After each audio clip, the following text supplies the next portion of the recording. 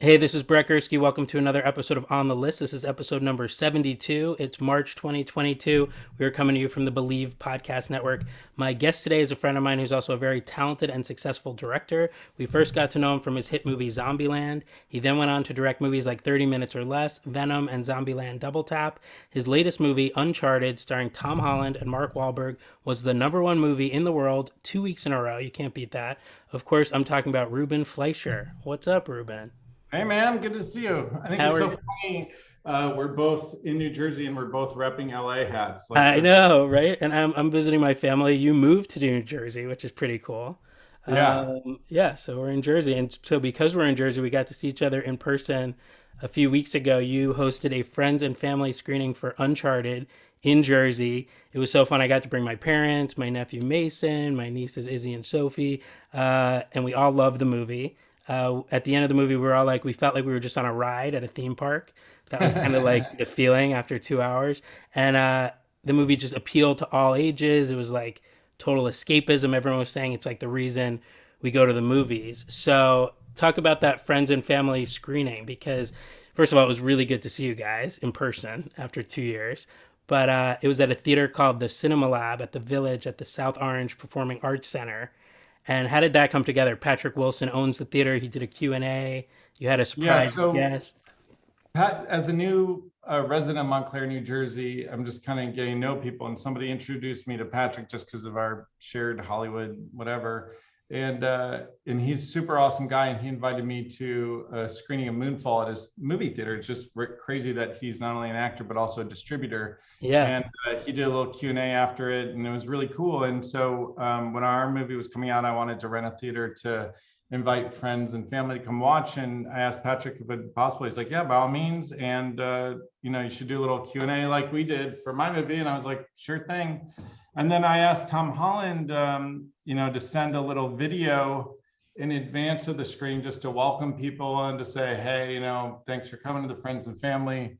And Yeah. he was like, no, I'm not going to do that, but I will come and introduce the movie. And I was like, really? And he's like, yeah. I was like, are you sure it's just gonna be my wife's relatives and like people you're just getting to know in New Jersey? He's like, yeah, I'll be there. And so he came and he did a little intro for the film, which was super sweet. It was so awesome. Yeah, my nephew and nieces are big Tom Holland fans. So when he walked in, they were really excited. They were already excited to see a Tom Holland movie.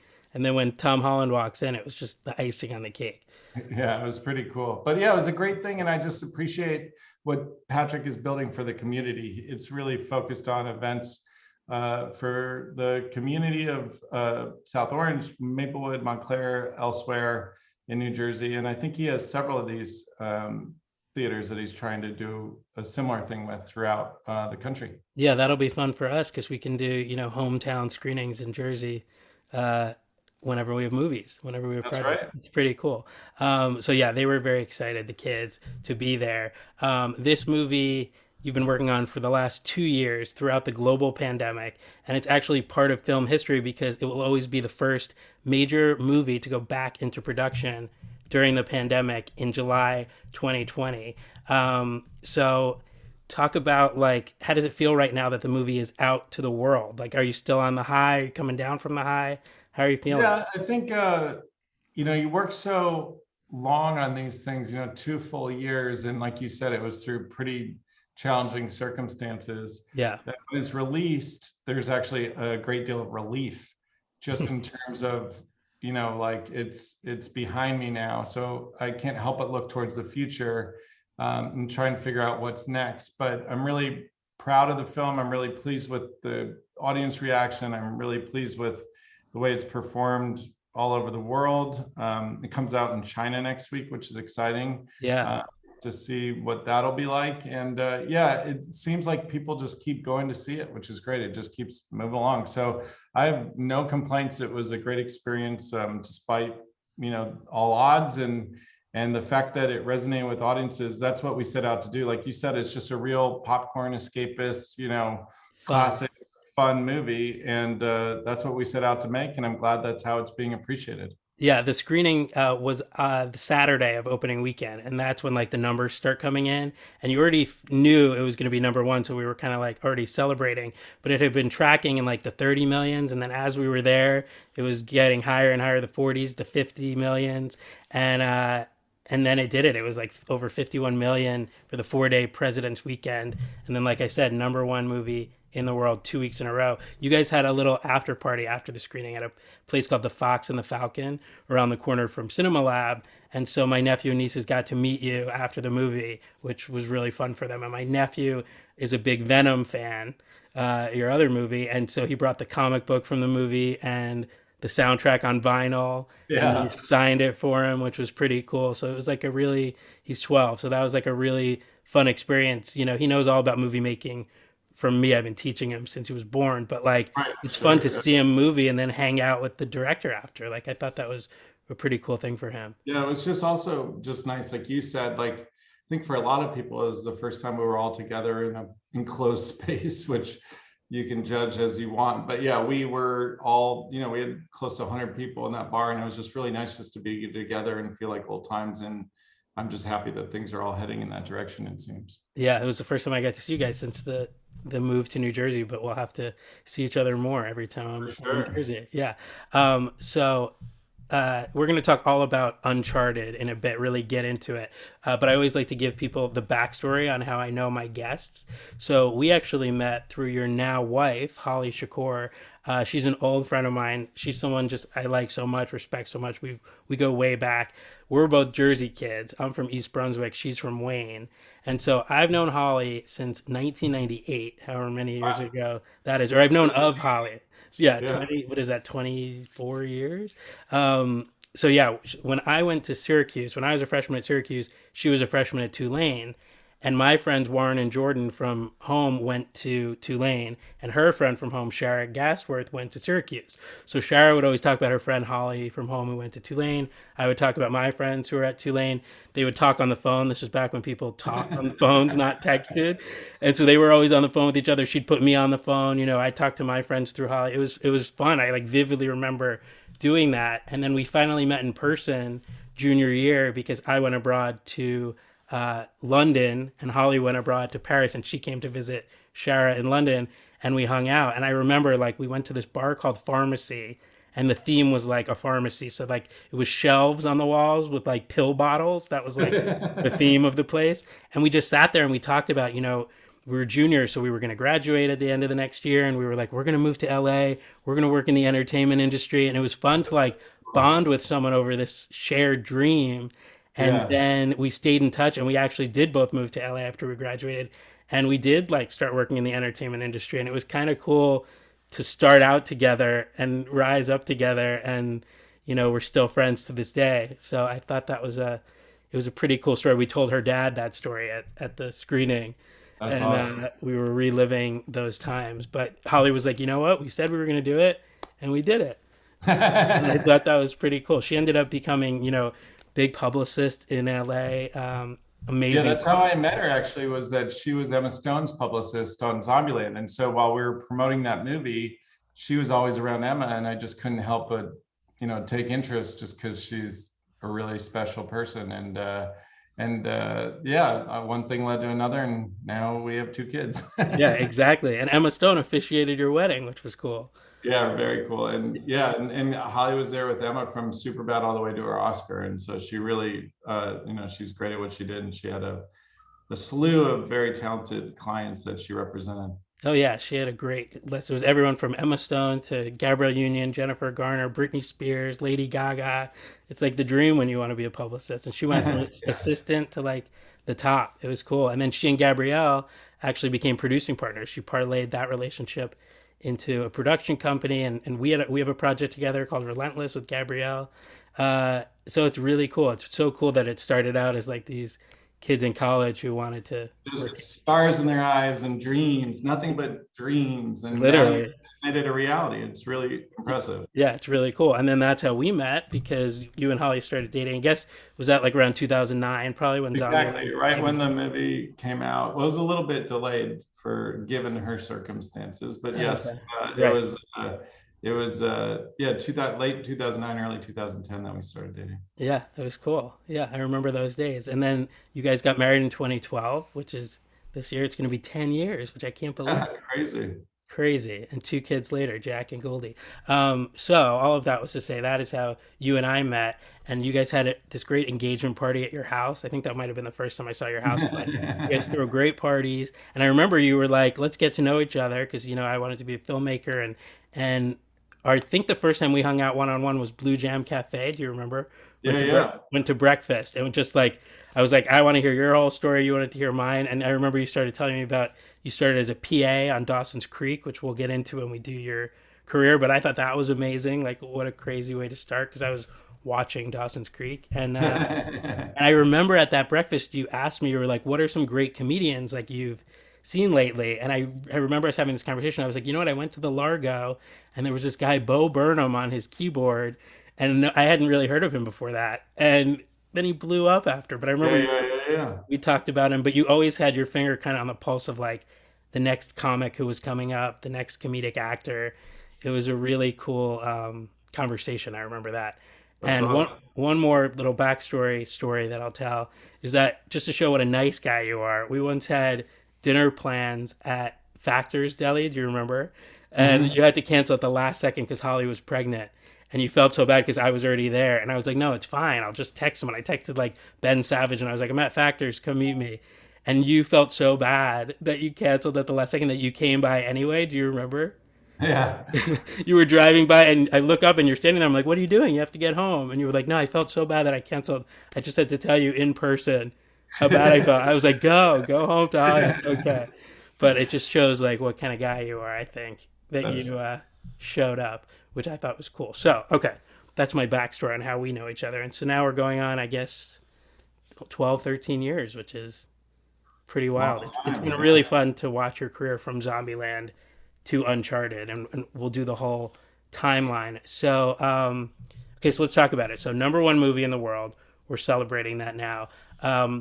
The start date for the movie, we have to mention, was originally Monday, March 16th, 2020, which Right. is the craziest start date now in the history of the world because that's the day the world shut down for the pandemic. Like it had been bubbling up for like a week. Like I think March 12th was when Tom Hanks got it and Exactly. the Yeah. NBA canceled the season. And that's when I was getting scared on March 12th. It was like something serious is brewing. And so take me back to Well, I mean, the 2020. craziest thing is that we were in Europe, which at that time it was way worse. We were in Berlin, and at that time it was bubbling way up in Europe.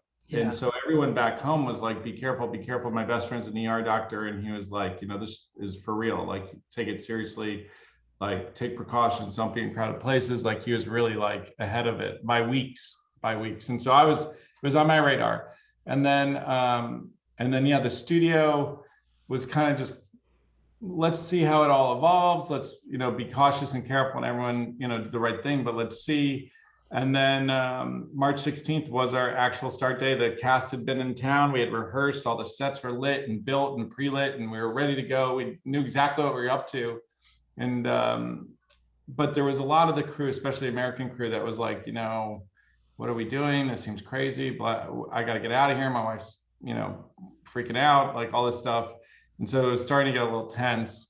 And the studio on that Sunday night said, you know, tomorrow, don't actually shoot a frame of film. Don't do anything. You can continue to light and let's just see. And by 5 p.m. that day, they were like, all right, you guys are all coming home tomorrow. And Wow. so, you know, everybody split. We locked the doors to the stages.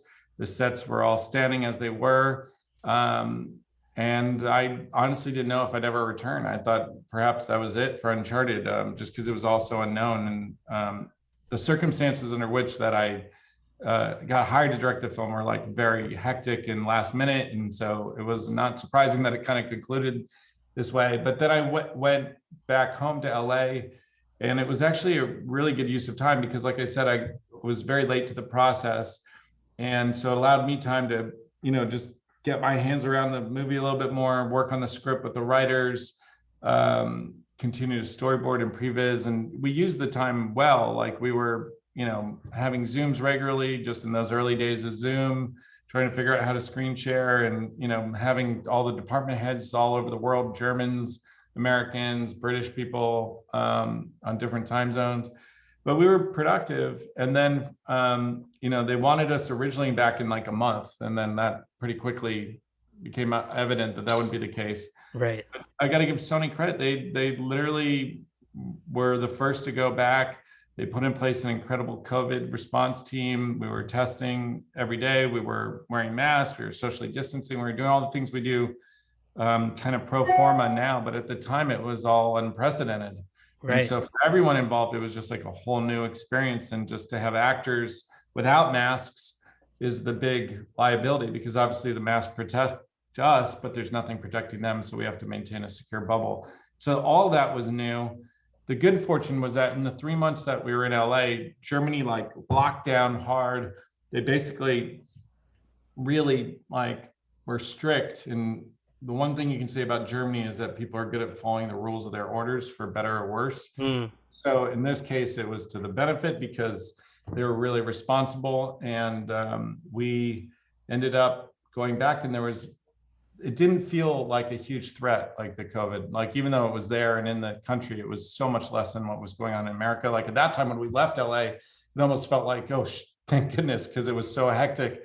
Like in LA, all the playgrounds for our kids like had caution tape around them, and like you couldn't go outside, and it was dark days.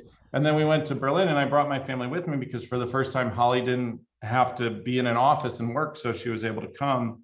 And so for them, it was like a vacation. Like, the city was open, you could eat outside, no masks. Like nobody really wore masks outside, and it was really good. And so just while it was stressful making the movie, just because of the unknown, it was also kind of freeing to be in Europe at that time. But then as like the months went on, and July became September, and then October, it got colder, and Germany started to suffer. And then we went to Spain for the month of October, and then people started dropping like flies. Like, a camera operator would get COVID, and we'd have to find somebody last minute, or we lost our gaffer. We lost, a bunch of people started like going, but luckily none of the talent, none of the, I should say, on camera talent got it. And we didn't shut down a single day out of our 75 or 80 days of production. Wow. We were right on schedule. We added a few days just because COVID does slow things down a bit, but we didn't have to shut down ever. And put the movie in the can by the end of October. Went home, edited it, visual effects, and then last summer we went back for some additional photography to Madrid for I think we only shot like 6 or 7 days in Madrid last summer. Wow. To fix some little things, and and then the movie came out in February. So for me, it was the longest I was ever involved on a movie. Most of my films are pretty quick from beginning to end, like a year. And so it did feel like a long time for me, but given the circumstances, it's not hard to understand why. And I think Sony was really smart, because originally we were supposed to come out in July of last summer, and they pushed it to February, like 6 months ahead of the release date. So basically a year ago, they pushed it a year. Yeah. And I think that was really smart, because they just had a sense that it wasn't going to be all done yet. And it still isn't, unfortunately, but it's a lot better than it's been. So that's good. It's amazing that you pulled that off during the pandemic. I mean, it's really, and when you watch the movie, you would never know it's like a pandemic movie. Like, characters are in scenes very close together. There's scenes with like a lot of extras, which you don't see in a lot of movies that were shot during the pandemic. Yeah, So, one day in Spain, we tested 700 people in one day. wow. It's for that rooftop sequence where they meet Chloe. And we had so many people, 300 extras, however many crew, support staff, everything. Like it was a big production. Incredible. And you think about the cost that goes with that. And to Sony's credit, they paid to do it the right way and to do it safely, and they protected all of us. So I'm grateful. Yeah, it's interesting that you say it's the movie you've been with the longest, because really it was probably the one had the shortest prep time to start with, right? Without a doubt, yeah. And then it ended up being the movie you were with the longest, which is ironic. Never saw that coming.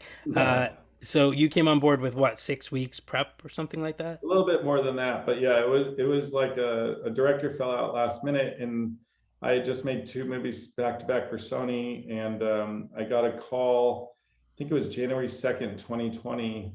Okay. and they said, "Are you interested in this?" And honestly, it was like a dream movie for me because I always wished I could do something like Indiana Jones. I mean, that's my favorite movie of all time. So to Yep. be able to be sent that and just the scale of the action, the fact that and that was the first movie I ever made where there was an actor involved before I was, and Mm, so Tom and Mark were already involved, and I love both those guys. So I mean, it felt like I had been handed a gift, honestly, like the fact that they totally. were in this position, and I was so grateful. And just because I think I had made two movies back to back with, I only had a week off between Venom and Zombieland, and Mm. then I had like 2 months off before Uncharted came about. So I was like just so in production mode that when I stepped into the seat, I really just felt like I was firing on all cylinders, and like I could execute.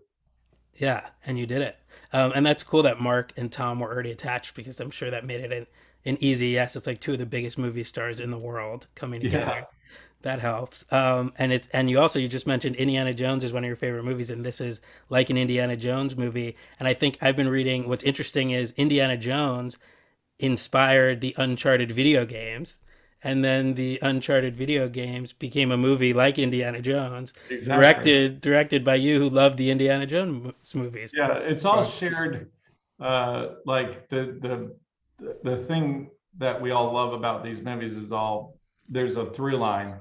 But what's interesting, I don't know if you knew this, but apparently Indiana Jones was made because at that time they said no American could make a Bond movie, and Spielberg really wanted to make a Bond movie, and Ah, so he came up with this kind of Bond-esque throwback. I mean, it was period, and it was a real tribute to the treasure hunting, like King Solomon's Mines type movies, but yeah. it really was Spielberg's response to an American Bond movie. And it has the same sort of larger than life villains and globetrotting that a Bond movie has. And so when you think about them as parallels, it's not surprising. Yeah, that's interesting. Yeah, and Uncharted is a PlayStation video game, very popular. So they are playing two iconic roles from the game. Tom Holland is Nathan Drake, and Mark Wahlberg is Sully, Victor Sullivan. And he famously has a mustache in the video game. There's a nice little Easter egg in the movie where Mark has the mustache. You've worked with Sony a lot, right? Most of your movies have been Sony movies, Yeah, there was two different administrations. Originally, it was Amy Pascal who hired me right? for my first film, Zombieland, and then 30 Minutes or Less was a negative pickup that Sony released. And then Gangster Squad was the only movie I made outside of Sony, which was at Warner's. And Right. then by the time I did Venom, it was a new administration, and Tom Rothman was the chairman. And the last three have been with these guys. And so I've been really lucky. I love the tradition at Columbia. I mean, when you walk on that lot, there's this giant rainbow that they've Yes. built that's a tribute to the fact that it used to be MGM, and that Wizard of Oz was shot on that lot. And there's just so much history on that lot. And it's as a kid growing up loving movies, like to this day, every time I drive on a movie lot, I feel like I'm special, and that I'm like in Blazing Saddles, or the only times I saw like the gates for a movie lot were in movies, or I Yeah. think even old like Bugs Bunny cartoons, they used to like go on the lot. And so it feels like such a privilege.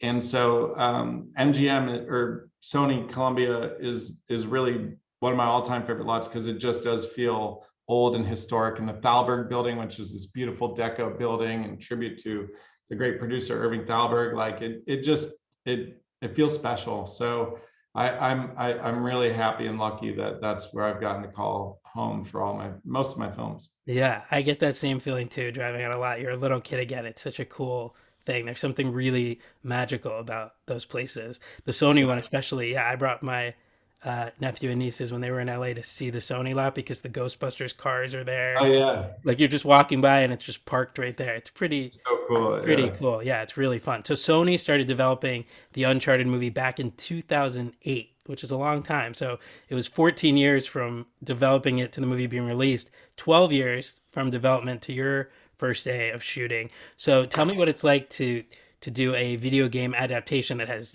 such a loyal fan base. You want to do it justice, but you also want it to be a movie. A movie is a very different thing than a video game. So talk about that experience. Yeah, whenever you're adapting, I mean, I learned on Venom, when you're adapting material that's beloved by fans, you have to pay respect to the source material, and you have to have a real appreciation and love for what it is that everybody loves about it. Otherwise, I don't think it's very going to be a very successful adaptation. At the Right. same time, you're making a film which is different than a comic book or different than a video game, and it has to serve the purposes of the audience that would go see the film.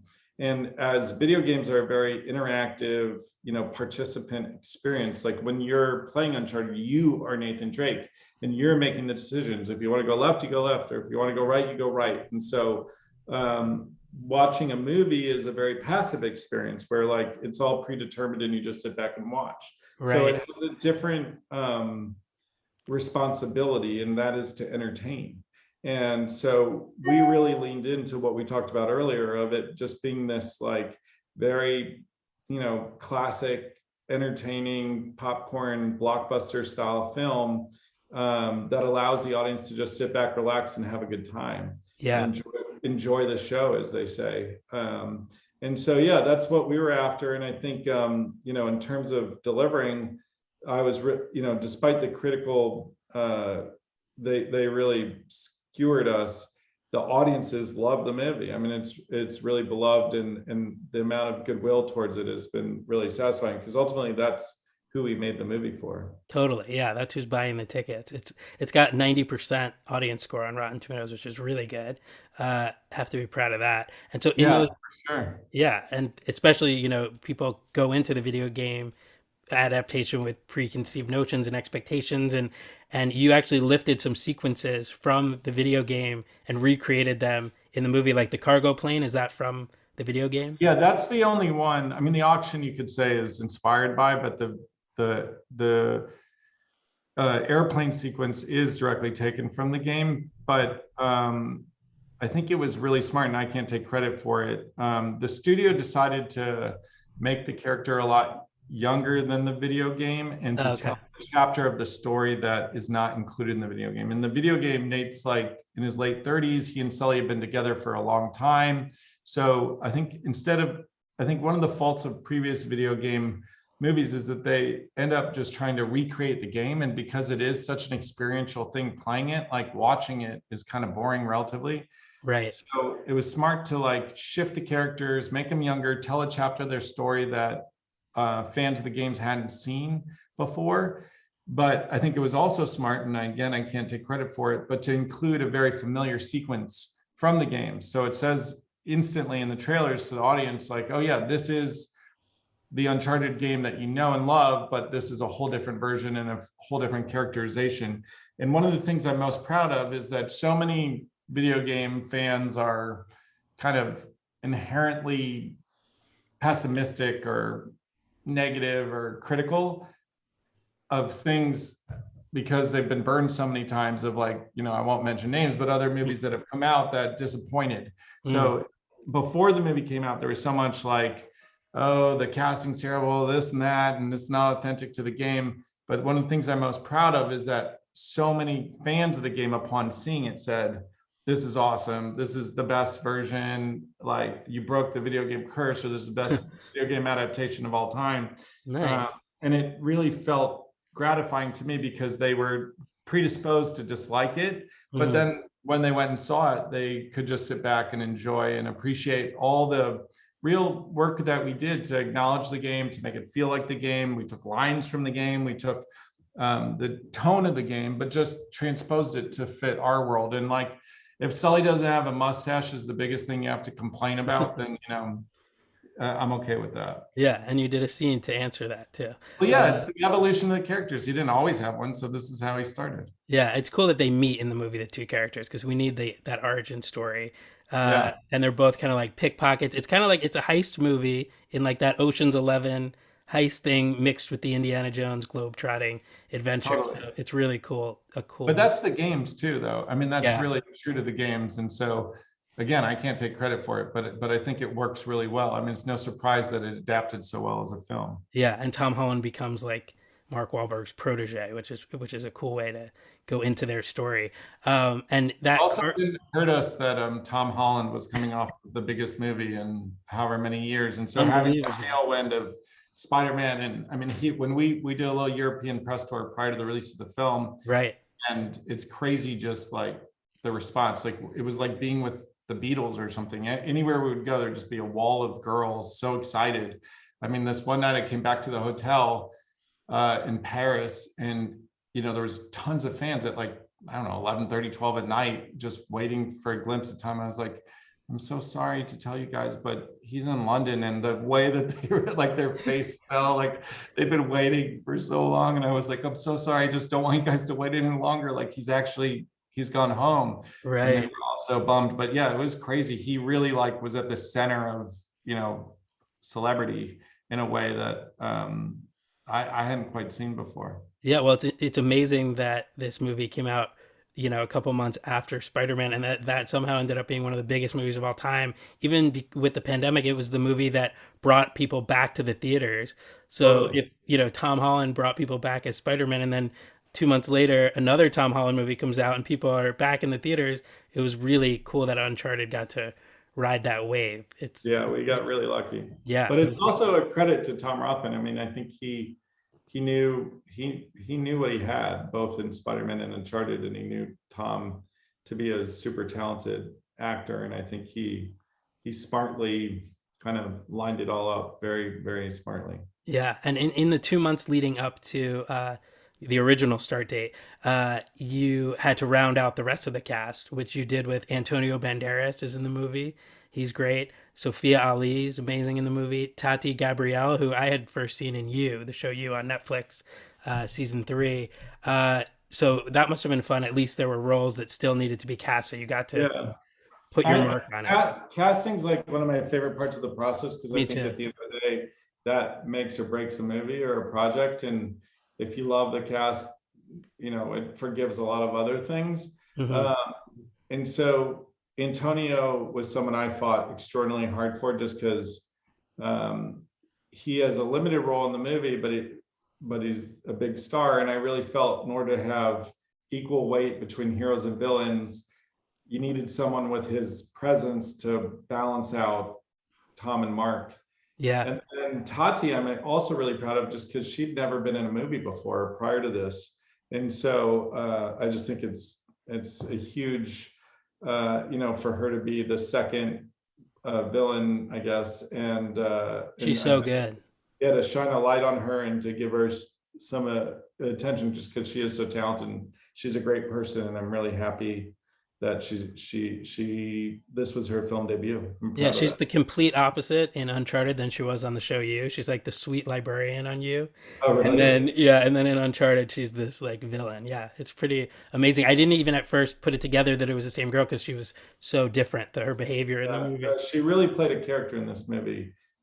She as a person is a very sweet. Her voice is really high. She's like a bubbly, really kind of gentle person, and she plays the opposite for sure in this film. So it was impressive that she really, played a character. Yeah, and Sophia Ali is almost like the third, with Mark and Tom, which are big shoes Yeah, to fill. Yeah. and she's terrific as well. Yeah, I just got really lucky on the cast. Everyone was really, really terrific. They were probably excited to work too after the Well, lockdown. the thing I have to say is, like, that despite the challenge, there was a real feeling of gratitude among the crew, especially in the cast, just like to be working, because Yeah. so many people were out of work. And then in Germany, the amount of thanks I had from the different crew members just for us being up and running and for them being able to provide for their families, it meant something in a real way. And so there was a cohesiveness that was kind of unique, where people weren't complaining about their jobs. They were more really appreciative. And so it allowed a solidarity. Because we were relying on people within our bubble not to do irresponsible things and get and spread COVID, I think there was, because everyone was so appreciative of the opportunity, it forced a feeling of responsibility that was in part what allowed us to go without incident. Wow, that's really nice. I like that. Yeah, because people forget that hundreds of people work on a movie, and a lot of people got to be employed from Uncharted during a really dark time. That's really Yeah. interesting. That's nice. So Tom Holland and Mark Wahlberg have great chemistry in the movie. So let's talk about that. What were some of like your favorite scenes? What was like the moment you realized, wait, this is going to be awesome, these two together? Well, it was really the first scene that we shot with them was that scene underneath the church where they got to figure out which cross to put in the keyhole and they got to solve the puzzle. And so originally when we were supposed to shoot, that was actually going to be our first day. We had rehearsed the scene with Sophia, Mark, and Tom. When we came back due to circumstances, that it became, I think, our third day and our first day of filming. We shot Sophia and Tom first for 2 days, and then we shot Mark and Tom and Sophia. So it was our first day with all three of them. And yeah, just like they were just firing on all cylinders. Mark is, I think, really doesn't get the credit he deserves as a comedian. Like he's, He's so funny. big Yeah. action star, but like when you think about the other guys or Ted or even Boogie Nights or The Departed, I mean, he's so funny. And so just letting him go and rip. And then I was really impressed. Tom is super funny too. I mean, I think, he's certainly charming and likable, but I didn't know he was that funny. And I've worked with a lot of comedians and he can hold his own. So letting those two just go back and forth was really great. And their ability to improv and just come up with, banter and that dynamic was pretty instantaneous. And then that's what we just leaned into in mind. And I think that's ultimately the most fun part about the movie is the relationship. I mean, the action sequences are pretty cool, but at the end of the day, you have to care about the characters. And I think it was the dynamic between them that I certainly what I enjoyed most about the movie. And they definitely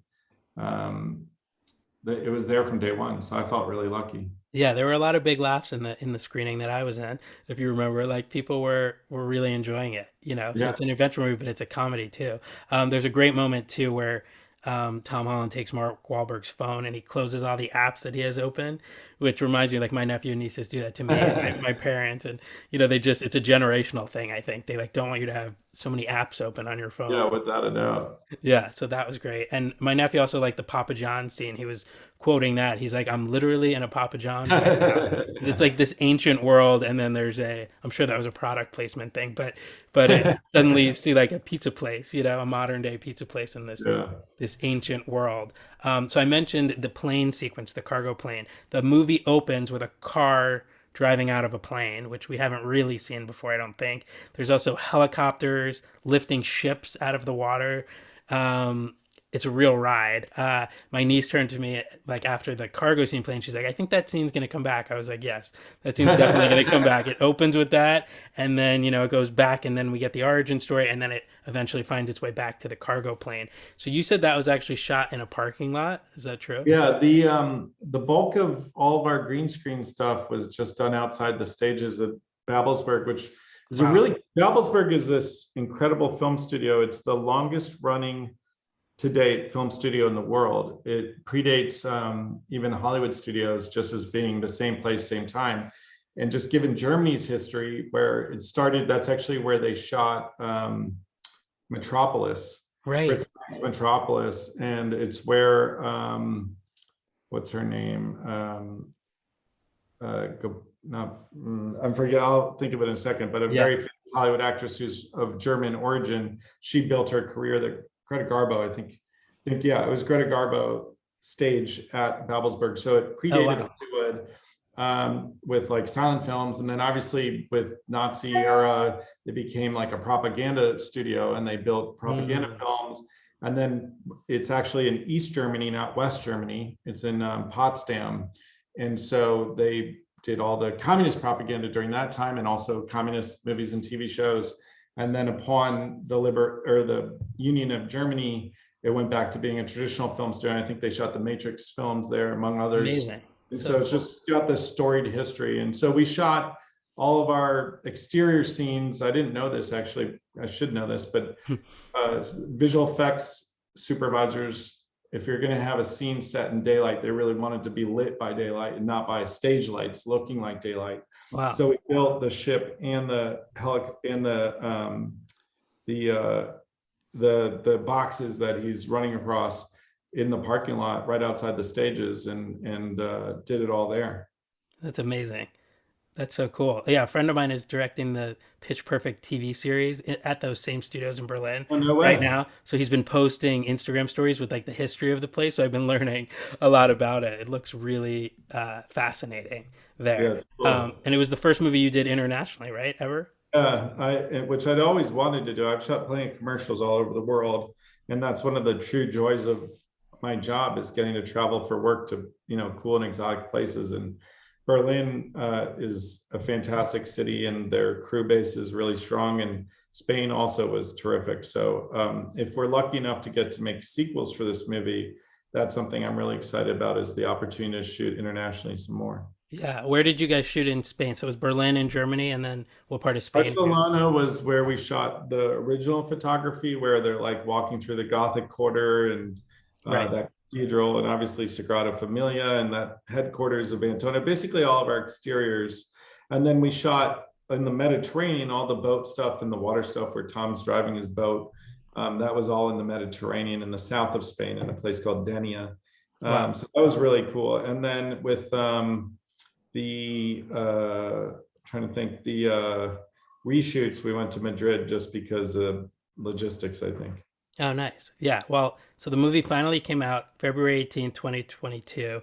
And so you had edited it all during the pandemic. Were you doing like remote editing too for the first time? Yeah, entirely. I didn't Unbelievable. go to an editing room the whole time, and that's actually why I moved to New Jersey, because I was like, I don't shoot movies in LA anymore. So now I've learned I don't have to edit movies in LA anymore. You I can can be just do it anywhere. wherever I am. And yeah, I mean, it was incredible.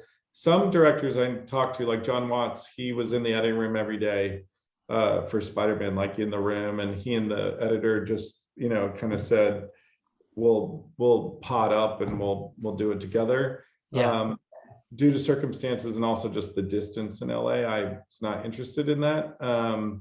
But we found a really solid workflow, and I don't think the movie was encumbered as a result of working remotely. It Yeah. Not at really all. felt smooth, and I got to say, it's nice being able to like work and then just deal with home stuff and then come back to work, as opposed to in LA, I had to drive an hour each way from my house to Sony. So Right.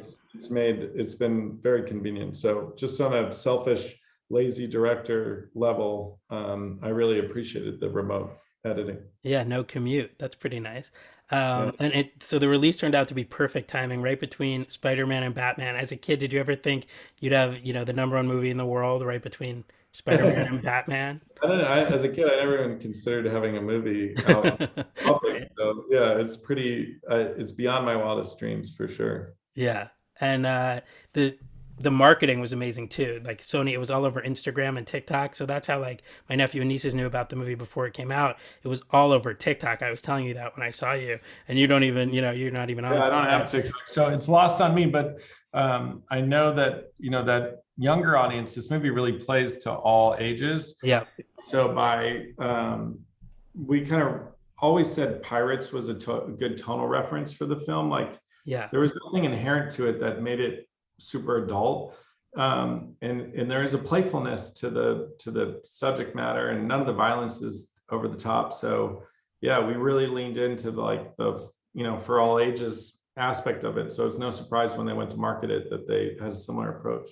yeah. And the Monday after the movie came out, Tom Rothman, the head of the studio, he sent out a memo to the studio that was published on Deadline, and he basically called Uncharted, quote, a new hit movie franchise for the company, which implies that there will be a sequel. I know that at your screening, a young girl asked, if there's a sequel, would you like to direct it? And you said absolutely. So, has there been any talk in the last couple of weeks about a I sequel? haven't heard anything, and I'm not being coy. I think they're just waiting to kind of see how it all finishes up. But I would be thrilled. I mean, we obviously at the end of the movie leave it with a little bit of a ellipsis with the Yes. hopes of having a sequel. But I'd be really thrilled if the opportunity presented itself to get to make another one of these. So that could be your next movie potentially, Uncharted 2. See, see. Yeah, that would be good. The way things are going and how well it's doing, I think it looks pretty good that there will be one. But you've said too that that Sony is superstitious, so they don't plan sequels until after movies come out. That's right. Yeah. So we're waiting to see, and obviously we got to come up with the story and what their next adventure is and everything else. So it'll take a minute, but fingers crossed. Yeah, fingers crossed you would be back, Tom Holland would be back, Mark Wahlberg would be back, and I will have to visit you on that next set and bring those Please, kids you're because yeah, welcome. they Yeah. get to hang out with Tom. Okay, so here's where it becomes like inside the actor's studio, Ruben Fleischer edition, or in this case, inside the director's studio. So tell everybody where you are originally from.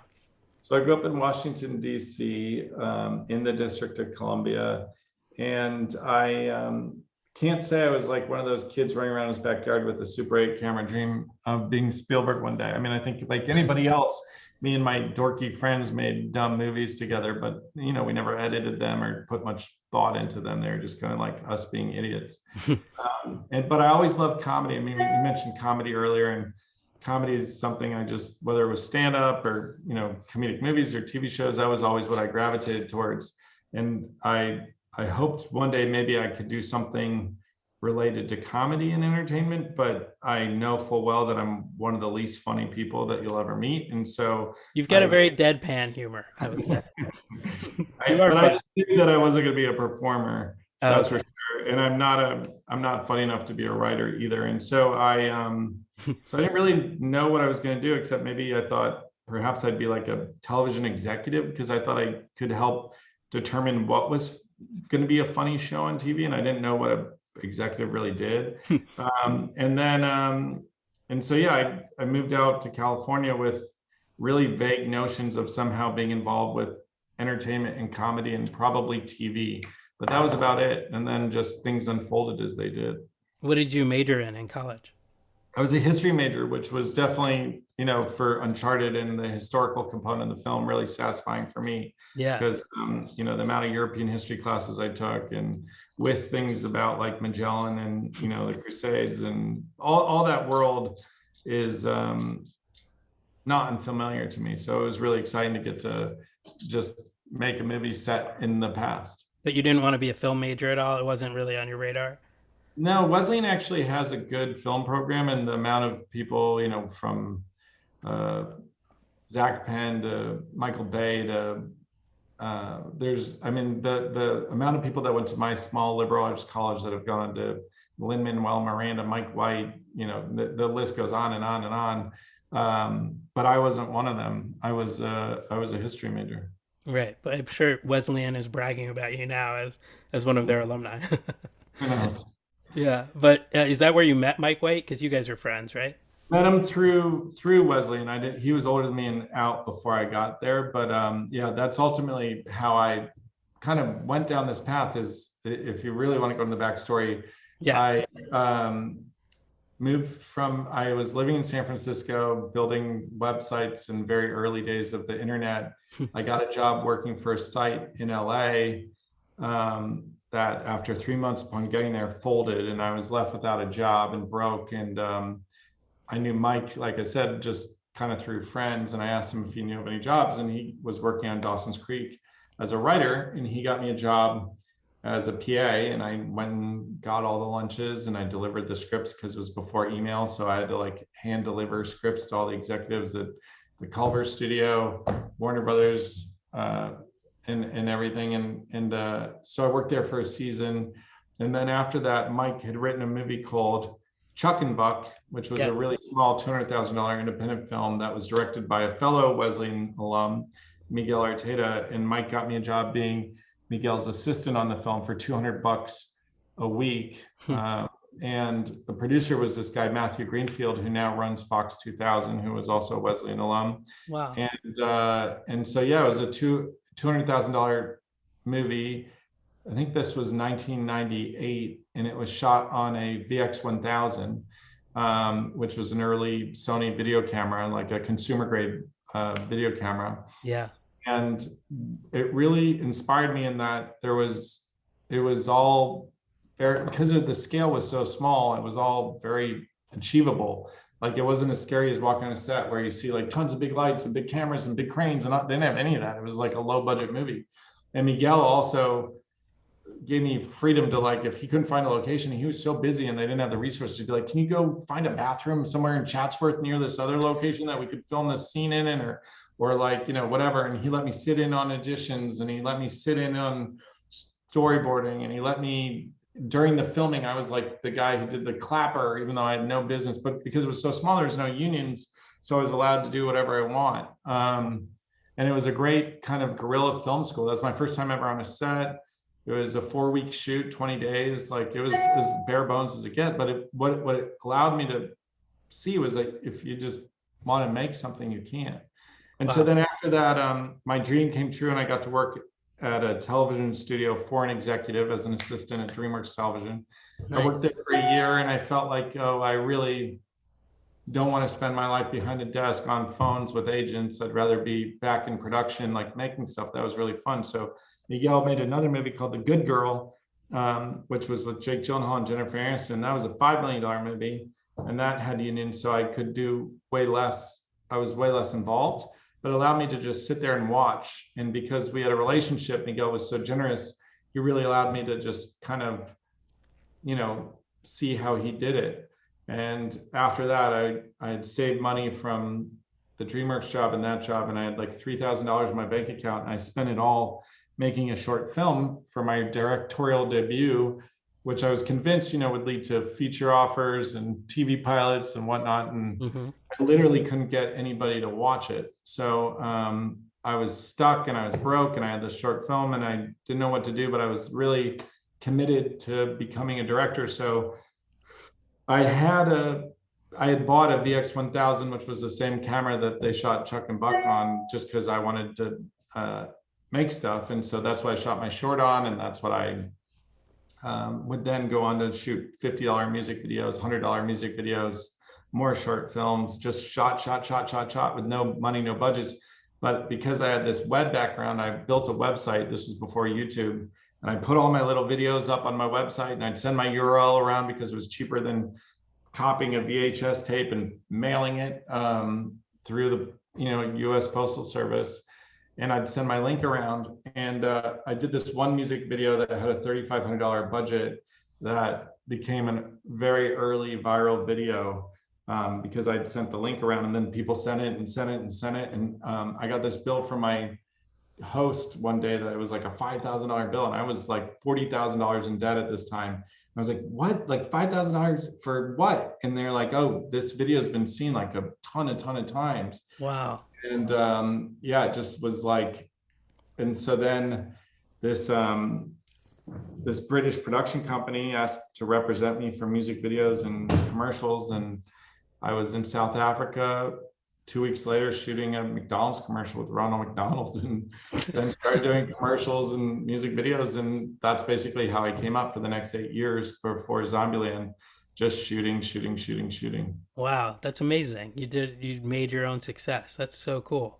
Well, it was all inspired by Chuck and Buck, where it was like really like the tools were in our hands. You know, they were doing the same thing. It was just like a couple of Kino lights and a video camera, and that was it. And so I just really leaned into that, and just, yeah, I shot, produced, costume design, did everything on all those early videos. And then as I got budgets, started to hire a DP or, you know, whatever, but it was all me from the beginning. So how did you get, so 2009, you Zombieland comes out. So how do you go from, you know, making your own stuff to making a studio movie? Like, was that an open directing assignment, Zombieland? Yeah, it was an open directing assignment. By that point, I had done much bigger commercials. I had done a series of short films with this comedian, Nick Thune. We did 4 shorts that were pretty popular, like online, and funny, and the production value was pretty high, like way higher than my first short, just because I had learned so much in that interim. And I had budgets to make them. Like the first one I paid for on the back of a commercial. Like, we were shooting a Burger King commercial on a Saturday, and then on Sunday, we had all the equipment. You know, the equipment doesn't go back till Monday. So on that Sunday, we shot a short with Nick, and it was on 35, and I used all my crew from the commercial, and then just paid for the film and processing myself.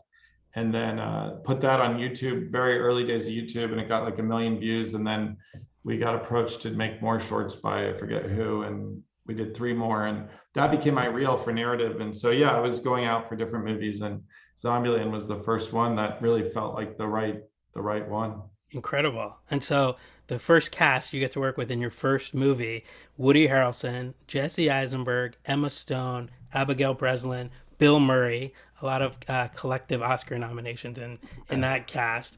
It's funny, I actually grew up with Jesse Eisenberg in East Brunswick, New Jersey. Oh, that's funny. Yeah, and I think I told you that. And his sister Carrie was my year. He was a little younger than us. And his mom, Amy Eisenberg, would direct me in school plays. Wow. So Amy Eisenberg directed me in Grease in seventh Wow. grade, and I had a solo, those magic changes, and Jesse was at the show, he was at the rehearsals, and his little That's so sister, funny. Hallie Eisenberg, who was her first movie was the Spielberg produced Polly. She was a little kid from our town who got this movie and then went on to be the Pepsi girl and all these other Right. movies. And so, but she was like a newborn baby at my Grease rehearsal. So it's really That's funny. crazy. So of course, my performance in Grease inspired Jesse to then want to become an Oscar nominated movie star. But no, so what was that like working with Jesse and Woody and Emma Stone on your Well, first that movie? time Jesse, he had done the Squid and the Whale and this movie Roger Dodger, but he wasn't a household name by any stretch. And Emma had been in Superbad, but that was about it. So at that time, we shot it in Atlanta, and like when we'd walk around Atlanta, like nobody knew who they were. They weren't famous at that time. Right. Woody was like the big dog. Obviously, he had a long and storied career, but I had seen him in the Coen Brothers movie. Anyway, so I'd seen him in this movie, and I hadn't thought about him for a minute. And when I read the script, I was trying to think of who could play Tallahassee, and I saw him, and I was like, oh yeah, Woody Harrelson. And so I had to go convince him to be in the movie, because the first time director, like an experienced actor, doesn't want to, really deal with the first timer, doesn't know what he's doing. But luckily, I convinced him. I don't know how. And then we went through the process of casting and ended up with Jesse and Emma and Amber Heard and Abby and Bill Murray. And yeah, The it was dream. such a dream. Yeah, it was a dream come true. Yeah, I had worked with Woody a few years before that on a movie called After the Sunset. I was an assistant to the director, and I loved working with Woody because I grew up watching Cheers. Like, I was obsessed with all those, NBC Thursday night sitcoms. No Uh, doubt. he was fun to work with. Yeah. Fun fact I want to say about Emma Stone: you mentioned that you met Holly through Emma Stone because of Zombieland. It reminded me that when Emma won for La La Land, the Oscar was the night that Warren Beatty and Faye Dunaway accidentally said La La Land won Best Picture when it was Right. Moonlight.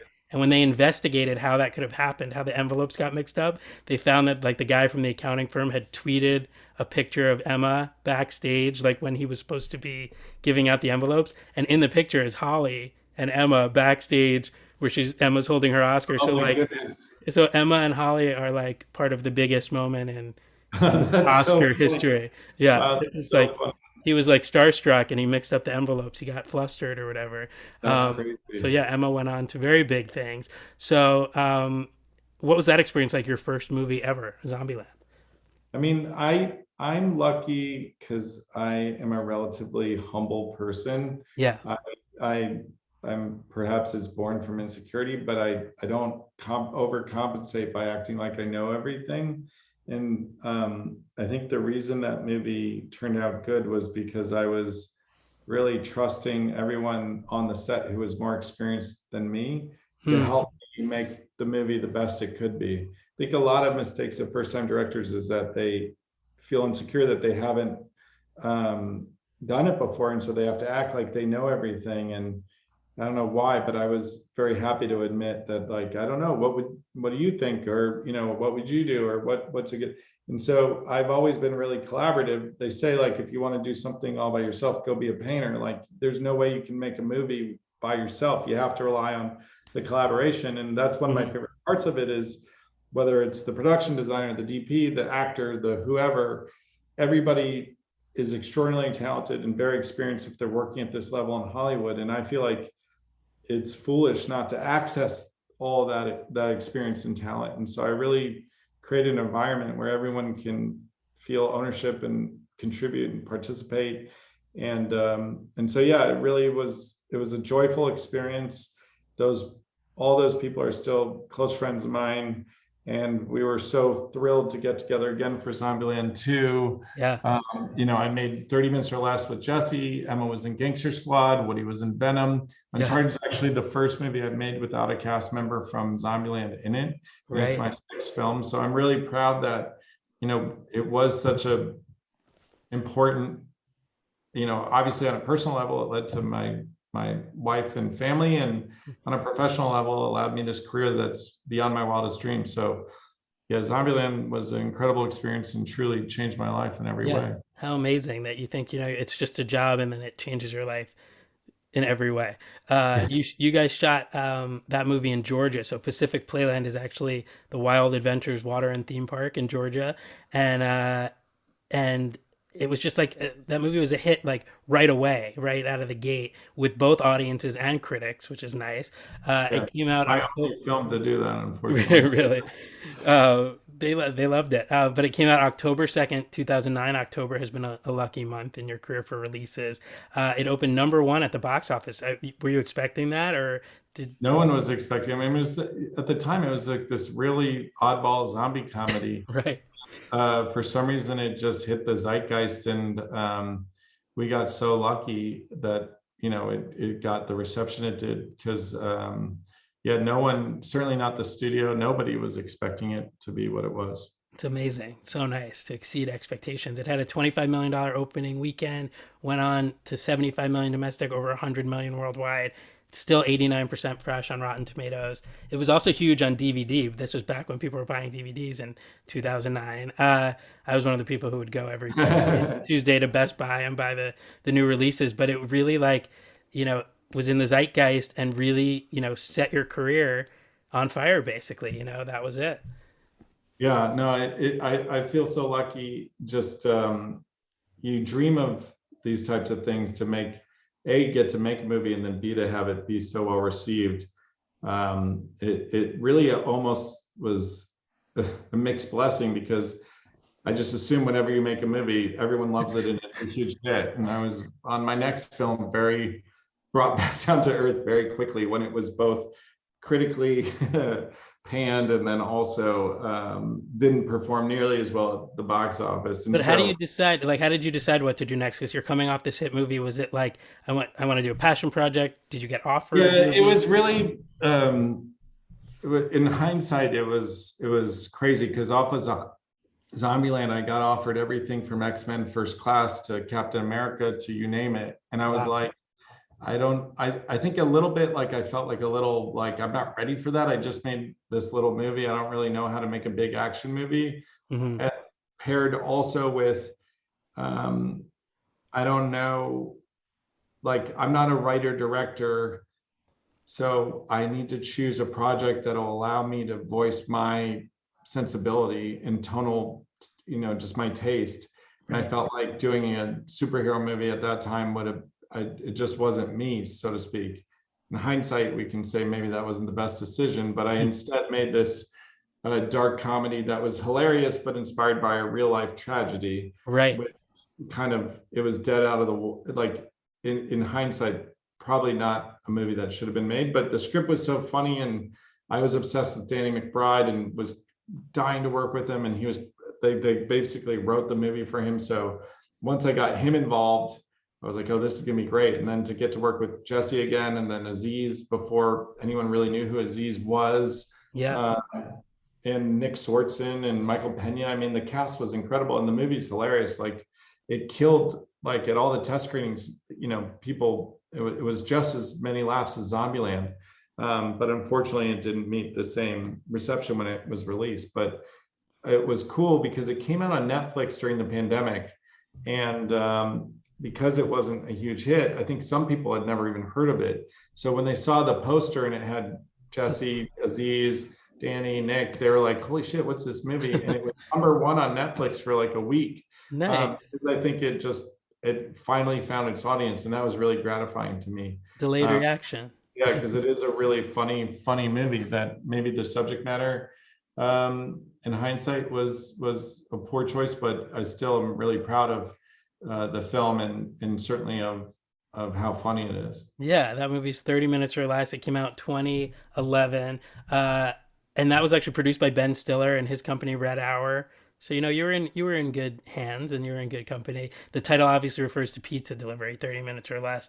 And like you said, it's based on loosely based on a true story, this Brian Wells case, and this stoner pizza delivery boy is forced to wear a bomb in a bank robbery. So yeah, it's just like you just never know. You went with your gut and you liked the script and you had a great cast, and I'm sure you had fun making it. You guys shot that Yeah, in. it was great, and I'm really proud of the movie. I don't mean to like put it under the bus. Like like the funny thing about my career is I love all my movies. Like when they're done, I feel as good about each one as any of the others. Yeah, But the audiences and critics always don't feel the same way as I do. But I can yeah, say honestly that like when I make the movies, I leave like when pencils are down and it's finished. Like I'm proud of the movie, and I really think they're what I set out or intended to make. And sometimes it lands with an audience, and sometimes it doesn't. But I can say honestly that all the movies I feel very proud of the finished product. yeah. Well, that's the most important thing. You can't really control the critics or the box office, but you could just put it out to the world and see what happens. Your third movie, 2013, you switch gears a little bit from comedy to a drama called Gangster Squad. Unbelievable cast. I mean, dream cast. You always have a great cast, but this was Sean Penn, Ryan Gosling, Josh Brolin, Nick Nolte, Emma Stone again from Zombieland, Michael Pena again from 30 Minutes or Less, Anthony Mackie, Giovanni Ribisi, Robert Patrick, Troy Garrity, who's a mutual friend of ours. He was in After the Sunset that I worked on. That movie takes place in 1949, Los Angeles. What was that like to do a period piece? Well, like we talked about, I was a history major, so just getting to make something set in, LA's history, and as a transplant to LA, I really leaned into like its history and its recent history, especially like post-war. Hmm, And I lived in Echo Park, and I would love to like go downtown LA and go to Broadway and see all those old places and City Hall. And the movie, if you watch it, like between all the locations we shot at, it was just so iconic and beautiful. Dion Beebe, who won an Oscar for Memoirs of a Geisha, was the DP. It looks amazing. yeah, The action sequences are really fun, and there's a lot of humor in that as well. But I think that the mistake of that movie was um, the script that was written was just like a fun kind of throwback gangster movie. hmm, And I got Sean Penn to play this real life gangster, Mickey Cohen. But because of Sean's pedigree, as soon as he was involved, there was this expectation that we were making The Godfather or something like that. right, When right. at the end of the day, it was like a shoot 'em up gangster movie that once Sean was involved, every other actor in the world wanted to get involved because he's, just like a beacon. And so we ended up with this insane cast. Ryan was coming off a drive and was hotter than, it was like reminiscent of how Tom is now. Hmm. And yeah, just it kind of had this expectation because of the cast and because of the period and the pedigree that it was going to be this like important film, when at the end of the day it was like a throwback shoot 'em up gangster movie. Right. um, and so it was like tonally a little bit on not as firm ground as maybe it should have been, but it's a very entertaining movie. And then we also had some bad luck because there was a sequence that took place in a movie theater where the gangsters shot through the screen Hmm, and massacred a crowd, which took place. And we actually shot it in the Chinese theater. We were the first people to shoot inside the Chinese theater in like 30 years. Like we shut down Hollywood Boulevard for 4 nights and had period cars, and it was incredible just on a personal level. But that entire sequence had to be shelved because the shooting at the Aurora Theater right. happened. And this is really morose, but our trailer played in front of the Dark Knight where that kid shut up the theater. And in the trailer at that time was a sequence where they were shooting up a movie theater. And so it's just so dark. I got a call from the head of the studio that morning being like, we got to move the movie. And I was like, why? And I hadn't read the news. I had just woken. And yeah, so it really like put a bad kind of association with the film, and they pushed it 3 months and kind of dumped it. And the movie's better than it gets credit for. I'm not saying it's perfect, but I think it was a combination of unreal expectations of what the movie would be given the cast, and then also this negative association with a tragedy Hmm. that I'm not making excuses, but it's just that was kind of how that one played out. Right, I remember that. Yeah, and that's based on real life LAPD officers and detectives who, brought down Mickey Cohen, who you mentioned, and his gang of mobsters. But the movie ended up doing pretty well. It was made over 100 million worldwide, despite everything. But yeah, it's interesting. Timing is everything, I guess, when these movies come out and what's going on in the world at the time. So in 2015, I want to mention you started directing more TV, including the pilot for Superstore, a big hit NBC show that you also produced. So at this point, you had your production company too. Is that how that came about? Yeah, we had a deal with NBC, and Justin was a writer that we'd met with who pitched us that idea, and we just absolutely loved it and developed it with him. And then, yeah, we got it picked up and got America involved. And once America was involved, then we got a pilot order, and it was a great experience. We shot the pilot on Kmart in Burbank. We created it on a stage at Universal, and it ran for 6 seasons. And I'm so proud of that show. I'm so proud of the involvement I had with it, the collaboration I had with the cast and crew. It's really fun, different from a movie. A movie's like summer camp where like it goes away, it's a shared experience, but then it's gone. Whereas a TV show sustains. And so it Yeah. was really fun for me knowing every day when I drive by Universal, oh, all my friends are in there making the show. And like, if I want to pop in, I can pop in and say, what's up? I loved going to table reads, and I directed, I think, 7 of the episodes, including the pilot and the finale.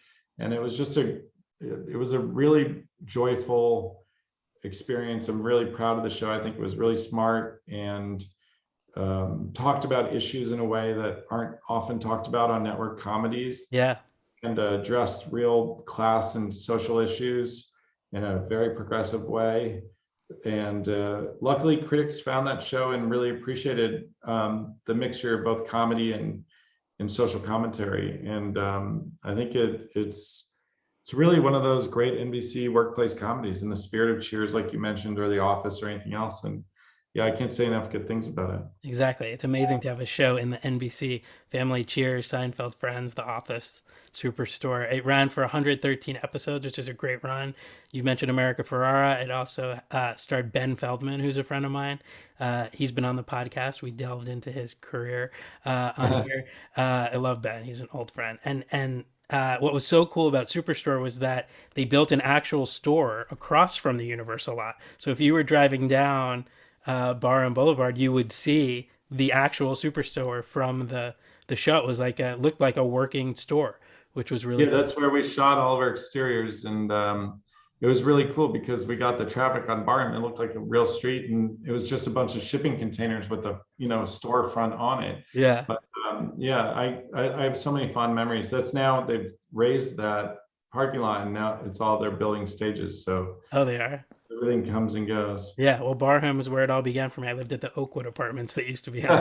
They have a new name now. So, Superstore ran for 6 seasons, 113 episodes from November 2015 to March 2021. The final season they ended up having to shoot during the pandemic. So, they actually ended up incorporating the pandemic. It was the opposite of what you did on Uncharted, which was let's not make it seem like the pandemic's going on.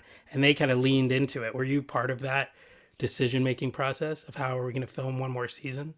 Yeah, I gotta give them credit, because I feel like when you watch TV, it's as if the pandemic never existed. Right. Like no show has really embraced it. And I think that's actually a good thing, because I think TV and entertainment is meant to be escapist. And so the reality is, even in Superstore, which I love, watching people wear masks, it's not as fun. Like you can't get the nuance of expressions. And for comedy, I think it's definitely doesn't make it funnier. Right. But because they were portraying like the real life experience of people working in a big box store, it definitely felt appropriate to portray the experience of frontline workers or people that are on the floor of these types of stores. But over the course of the season, we would, whether they were in the break room, or we'd put up like barriers, so it was clear that like the extras in the background with masks were in one area, but then our cast was in a contained environment so that we could take the masks off, because it just really did hurt the comedy, and it just isn't as fun to watch. So Yeah. but I think it again, I was singing the praises of the way that the show has always taken social issues, by the horns. They don't shy away from them. And I thought it was completely appropriate that they reflected the experience of the people who are working in those types of stores in the midst of this chaos. Yeah, that's interesting that you inadvertently had a show about essential workers during a pandemic. Yeah, and I think people appreciated it. It ended up being our final season, in part, I think, because America left, and in part because the pandemic, and in part because all these shows kind of a certain duration. Yeah, But it was I'm really proud of the finale episode, yeah, the way it tied everything together, and I love there was a sequence at the end that has like a slow-mo musical montage that I'm really proud of, just directorially. And yeah, yeah, I just love the show, and I love the people involved with it. yeah. I enjoyed that show too. And yeah, you got to go out in a positive way even during the pandemic. You still did the show justice in the end. Do you have a favorite moment or episode of Superstore when you look back on 6 seasons? That's a good question. I mean, what's funny is I have a 7-year-old daughter, and she loves watching it, and so we watch it together. And Nice. so just last night or 2 nights ago, we were watching Cheyenne's Wedding, which is a really funny one. But in any of actually, there's one I mean, just selfishly, I'll say one of the ones I directed, but Sandra's Wedding is a Hmm. really funny episode. That I don't know. The thing that I thought was one of the greatest strengths of that show was the supporting cast. Like, not even the 8 series regulars, but all the like random workers. We're all such oddballs in the casting. Yeah, Brett and Colin, who did our casting, I think are extraordinarily talented, and the people they found are so good, yeah. to fill in all those like supporting roles. And so it was like a showcase. The wedding episode was like a showcase of all the oddballs that were on the periphery, and it Right. was I think really, I don't know, I'm proud of it. Didn't you put your kids in the show or they came to visit set? Yeah, well, that was like this inside joke is in the pilot. Justin, the creator of the show, has a 2-year-old. So all those little vignettes that happen in between the scenes where there's like just a random person trying to drink whatever in the midst of the store, he wrote those kind of like people at Walmart type vignettes in the pilot. And so when we shot the pilot, one of them was a little girl peeing in the middle of an aisle in a in like a little baby potty. And so that was Justin's kid. And the other one was mine, which was there's just like a person pushing a shopping cart, and he's passing a display of cribs, and there's just a baby in one of the cribs. And my daughter Jack was 6 months old when we shot that. And me and Justin said, when we do the finale of this thing, whether it's at the end of the season or, who knows when, we have to document where the girls have gone in that time. And so his daughter was now, I think, 8 or 9, doing the same, peeing in the middle of an aisle on a little kid potty. And then my daughter and then my second daughter were in the crib, same deal. And I actually am the customer that's walking by them, which is one of my very few cameos in a movie or Yeah. show that I've been in. I don't like being on camera, but it just was kind of fun. But the interesting thing about that was it ended up being this huge issue because of pandemic regulations. They couldn't allow kids on the lot at Universal. Uh, And me and Justin appealed to like the head of the guy who runs the whole lot. Like, we made this pact when we did the pilot. We've done 113 episodes for you guys. You got to let us bring our kids on. We're like, we'll sign any waiver, whatever. And they're like, just company policy. We can't do it. And we were kind of heartbroken.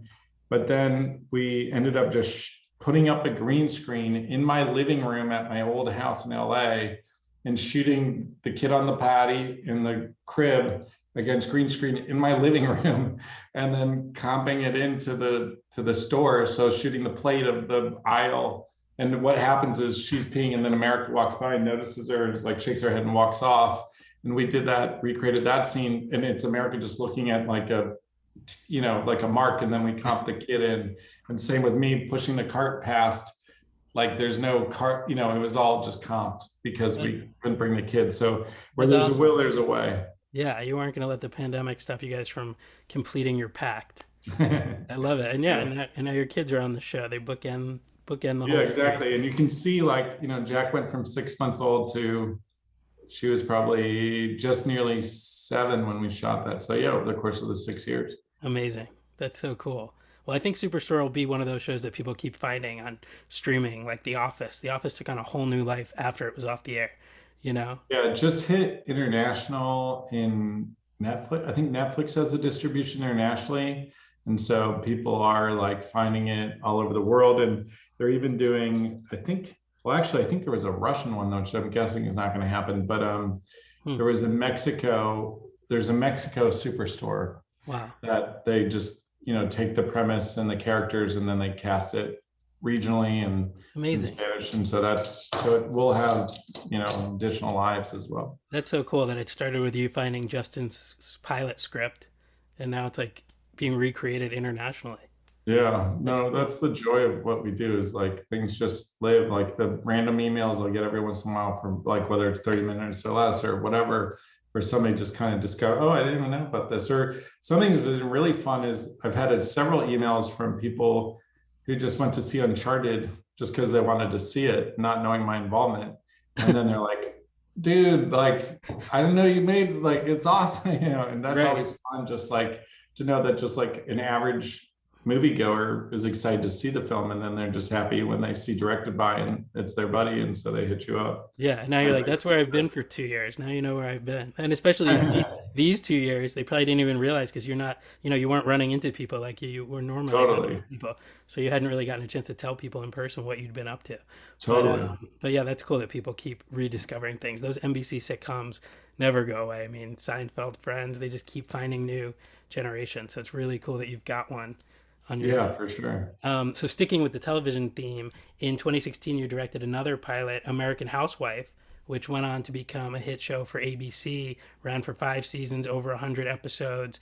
At that point, after Superstore, you're like, I want to do more TV pilots. Yeah, I mean, that one was really more of a director for hire thing. Like, Right. I always like to stay busy. I'm not happy if I'm not working on something. And Yeah. so I think I was looking to do a pilot, and that was in that pilot season, and that one came my way.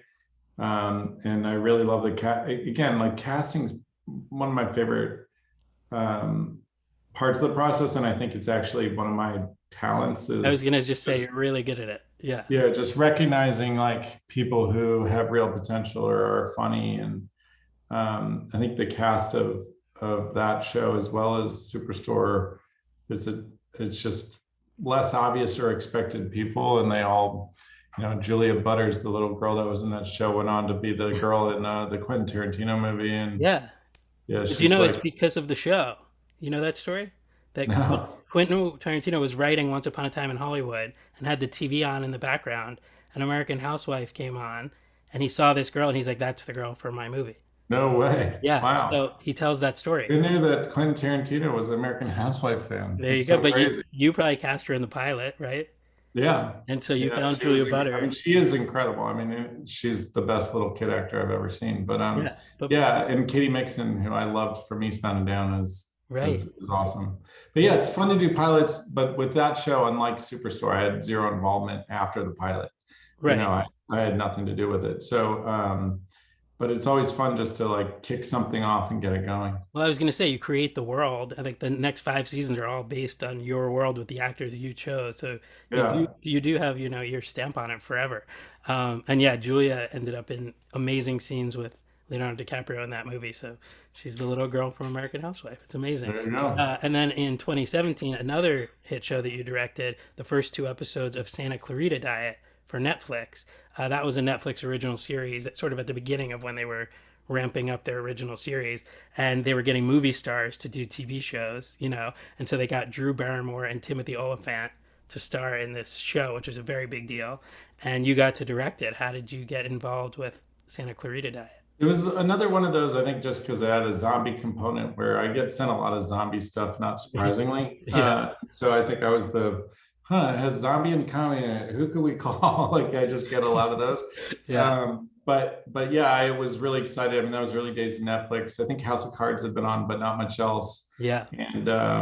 And I was excited about streaming and just trying something different and new. And obviously, I'm a fan of Tim and Drew. And actually, that's another situation in which the cast preceded me, but Mm, I cast the rest of the show. But Drew and Tim, I think, were attached when they sold it. Maybe even they were definitely EPs on the show. yeah. And yeah, it was super fun, great experience, but short. You know, it was like we shot my 2 episodes cross-bordered, meaning that we combined the 2 episodes. And it was great to kick it off, but then you just let it go into the world, and it went on to become what it was, but independent of me. So I Yeah. can't take any credit for that one. But Drew's like just one of those legends. That's it's crazy because I think she's either my age or I younger, know she's but only in her she 40s. we all feel like we've known her forever because she was so young in ET. I know. But yeah, it was really cool just to get to meet and work with her. And Timothy is somebody I feel like who's super underrated. He's so funny and talented, Yeah. um, but he's primarily done TV, it seems. I have friends who are friends with him who say like no one makes them laugh harder than Timothy He's Oliphant. so funny. He's such a nice guy. He's so cool and charming. He can do Yeah. anything. Like he really is like a true star. Like, he's just charismatic and entertaining and great. But most people probably associate him with Justified, which is a drama. So it's funny that he's so funny in real life. Yeah, And he's great. were you a big ET fan growing up? Because I know you liked Indiana Jones, Spielberg. Yeah, of course. I mean, all those Amblin movies that shaped my worldview. I was just talking about ET on a call earlier today. Yeah, I think those formative, just Amblin movies, there's something about that feeling that they gave. And if Yes. you rewatch ET, what I appreciate about it is just how real the family scenes at the dinner table. Now that I have kids and I understand the chaos of it all, and the dog eating things and the brother yelling at the other brother, and just the little girl just being kind of in her own world, like it all resonates so much. And Yeah. it really, like, it wasn't like a milquetoast version of a family. It was like it felt real and cool, and obviously just at the time such a huge movie. I mean, just the way it captured the imagination and the emotion, and it's why Spielberg is who he is. It's pretty incredible. Yeah, I feel like the Spielberg movies of the 80s are like the fabric of like who we are because we grew up watching those movies. It's A fascinating. 100%. He Yeah. like tapped into our childhoods. But was that surreal when you meet Drew Barrymore for the first time? Do you I ever wouldn't say feel, surreal. I well, do you mean, feel like the little kid she's been in watching? so much stuff since then. It's not like she was frozen in time No, no, as no, a of course. birdie or whatever. Like she's someone.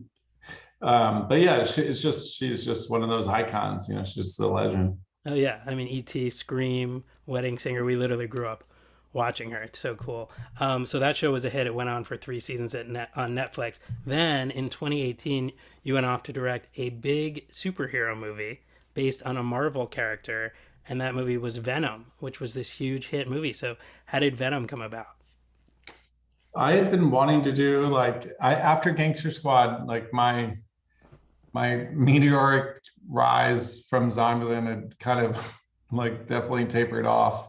And I was struggling a little bit just to find the right movie. And there was a few big ones that I went out for, but I definitely knew that the marketplace was shifting and it was going more towards these, event sort of like superhero type films. And I felt like as a non-writing, commercial filmmaker, it was my time to make one of those. And having Mm, passed on ones earlier, foolishly, it was like harder to get one again. And I missed out on a few opportunities that I was really excited about.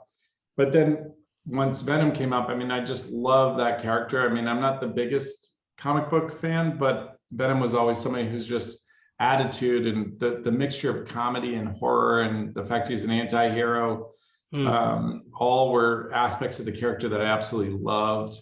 And he also, uh, like American Werewolf in London was like a big movie for me, and I love John Landis movies, but just the tone of horror and comedy is something that I really, with Zombieland and others, I've always appreciated. And so with Venom, it felt like there was an opportunity to make a superhero movie that tonally was a little different from the rest of them. And because it wasn't at Marvel and it was at Sony, it felt exciting to kind of create something new. And Tom Hardy was an actor that I was really, really into. And so when I got the opportunity, I definitely had to win the job. They weren't offering it to me. But part of my pitch was, I think Tom Hardy's the perfect person to play this character.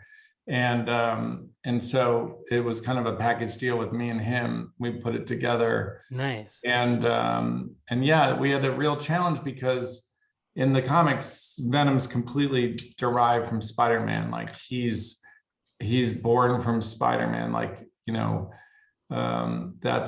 that's how he's created. But because of the Marvel Sony of it all, we couldn't offer his true origin in the movie, and we had to create a different one, which was really scary because fans are so true to the canon, and like there was so much doubt, and so it was challenging, and yet somehow I think just by making a really entertaining movie that really did combine a lot of those elements of comedy and horror, it, despite again the critics, it managed to be a very crowd pleasing movie that I don't think anyone anticipated the success that film had. Yeah, I think it's interesting too that you wanted a superhero movie and then one came along that did have comedy and horror, and having done Zombieland, comedy and horror was kind of your thing. So it's almost like the right superhero movie came along at the right time for the right director. Yeah, I mean, as I say, I didn't make this up, but everything happens for a reason. So, totally. It definitely, I was in the right place at the right time, and it all worked out. And thank God that the movie worked the way it did. But I think it's a testament to just how watchable Tom Hardy is. Yeah. That guy, you can watch him do anything and it's entertaining. And he's just a force on screen. Yeah. And he's just such I think the movie works because you just can't take your eyes off of him. Yeah. Well, what's interesting is the Venom character was first introduced in Spider-Man 3, 2007. But that was a Sony movie. But then when yours came around, they wouldn't let you kind of continue where that left off, right? Because it was now Spider-Man. I don't know all the backstory on it, but yeah there definitely was a division between Spidey and Marvel. Oh yeah, that's right, because Marvel got Spidey back, and I don't really. They were kind of it all, but, yeah. But yeah, we didn't have anything to do with the Raimi movies. It's kind of better because you got to be this standalone thing and have your own origin story, and we got to see him from the beginning. Well, that was what was really exciting to me, is that it was all new. Like Sony hadn't done a real superhero movie, because Marvel had kind of adopted Spider-Man, and it was an opportunity to create a new universe. And that was also really exciting to me about Uncharted, is that like, I think they want to mine the PlayStation, IP for future movies. And so being able to be the first person to make one of those adaptations was really exciting. And similarly with Venom, being able to be the first person to kind of start the Spider-Verse, so to speak, was really exciting. So I'm really proud of, the fact that Zombieland led to a sequel, Venom led to a sequel, and God willing, Uncharted will lead to a sequel. So that to have created or been a part of the creation of 3 franchises, knock on wood, is pretty cool. Not bad at all. So Venom was written actually by a friend of mine, Scott Rosenberg. He's like one of my favorite writers, one of my favorite people. He's just awesome. Yeah, he's so talented. So good. My favorite script of his is Beautiful Girls from the 90s. Of course, yeah. But he's gone on to do Jumanji and Venom.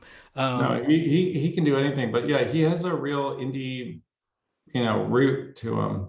But now he does these big commercial films. But he's such a talented and funny guy. He has so many scripts that I've read that haven't gotten produced, and I'm like, it's like poetry the way he writes. I'm wow. Can't believe they haven't gotten produced. They're smaller type of movies, Now he's in a bigger league right now. But he wrote the movie along with Jeff Pinker and Kelly Marcel, and you obviously directed it. So let's talk about the rest of the cast. So we said Venom, Eddie Brock was played by Tom Hardy, Oscar nominee, and played by Michelle Williams, 4-time Oscar nominee. And that made Dawson's Creek come full circle for you too, kind of, right? Yeah, that was a funny thing that she and I connected on through the process. Did you tell her? Because I had of course. And I'd met her maybe briefly. She knew Mike for sure. And because I was just a PA, I mean, she didn't know who I was. Right. But it was funny to kind of watch her career trajectory and then have it, come back. Yeah, and then Riz Ahmed, who is just somebody I've been a massive fan of, And that, I was really proud to cast him in that role, and I thought he did an awesome job. He can do no wrong in my book. That guy's Yeah. amazing. After Venom, he got nominated for an Oscar for Sound of Metal. So you set him on that path, and then also in the Yeah, movie, he owes it all to me, I think you could yeah, say. exactly. That's what I'm noticing. After they work with you, they get nominated for Oscars. They win Oscars. Yeah. Um, Also in the Tom movie, Holland is up he's next. next. Yeah, exactly. He will at some point. I Um, guarantee it. Yeah, he will for sure. he's got a long career ahead of him. So also in Venom, Jenny Slate, who's great, Scott Hayes, and also Reed Scott, who I went to college with. Oh, And really? That's yeah, funny. and he's had an amazing career in television. He was on Veep for 7 seasons. It won the Emmy for Best Comedy Series. He's right now he's on The After Party and Marvelous Mrs. Maisel, like at the same time. And but you put him in a big movie. He hadn't really done a big movie like this before, so that was good casting. Yeah, he's somebody I always just loved watching. Um, I can't remember if we did it or not. I think we did in Superstore, but we always joked that he was like Ben Feldman's like better looking older brother, Well, they're and they were friends. very close friends. Like that's how I know Reed is through Ben. Oh wow. And I think we did do, I can't remember if we filmed it, but we always joked that he should play Ben's older brother. And I want to say that they did do that, but I can't remember. That's so funny. Yeah, they're really good friends in real life. That whole group I know since I moved to LA.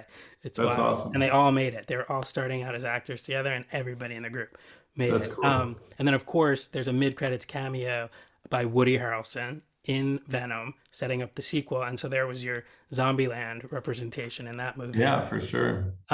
So what was that like when so that movie comes out October 5th, 2018, big hit, $80.3 million opening weekend, making it the biggest October opening weekend ever. It beat the Gravity opening weekend, which was 55 million in 2013 with George Clooney and Sandra Bullock. You blew them out of the water. And then it went on to gross 213 million domestically, 642.5 million internationally for a grand total of 856.1 million worldwide. I mean, almost $1 billion. That had to be really satisfying.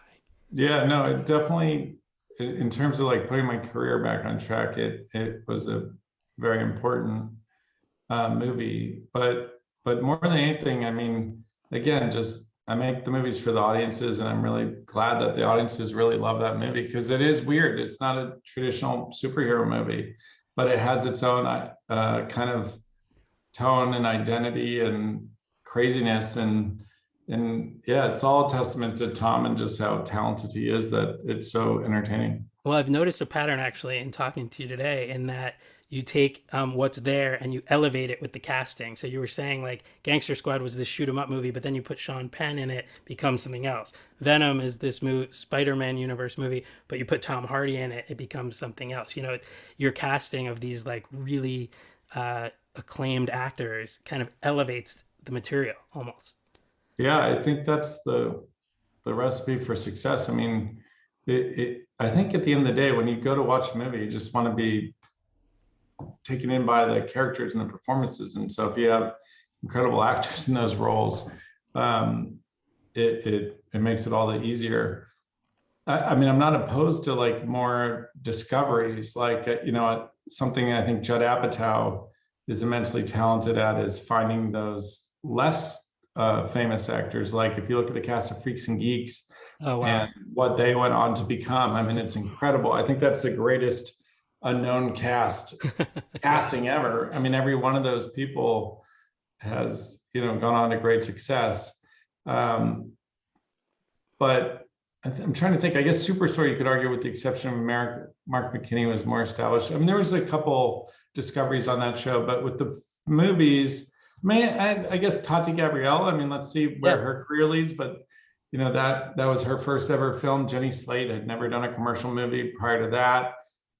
Reed, like you said, too. So yeah, I love to find people that I just am taken in by and then shine a light on them if possible. But for the most part, I'm also, whether it's anchoring it with Woody or anchoring it with Danny McBride or Sean or whoever, Hardy, it's good to get like a really solid piece of casting that then you can sort. And also, once you have one, then Michelle probably was excited to work with Tom as much as anything else, you know. Exactly. Yeah. Then you have your pick. That's right.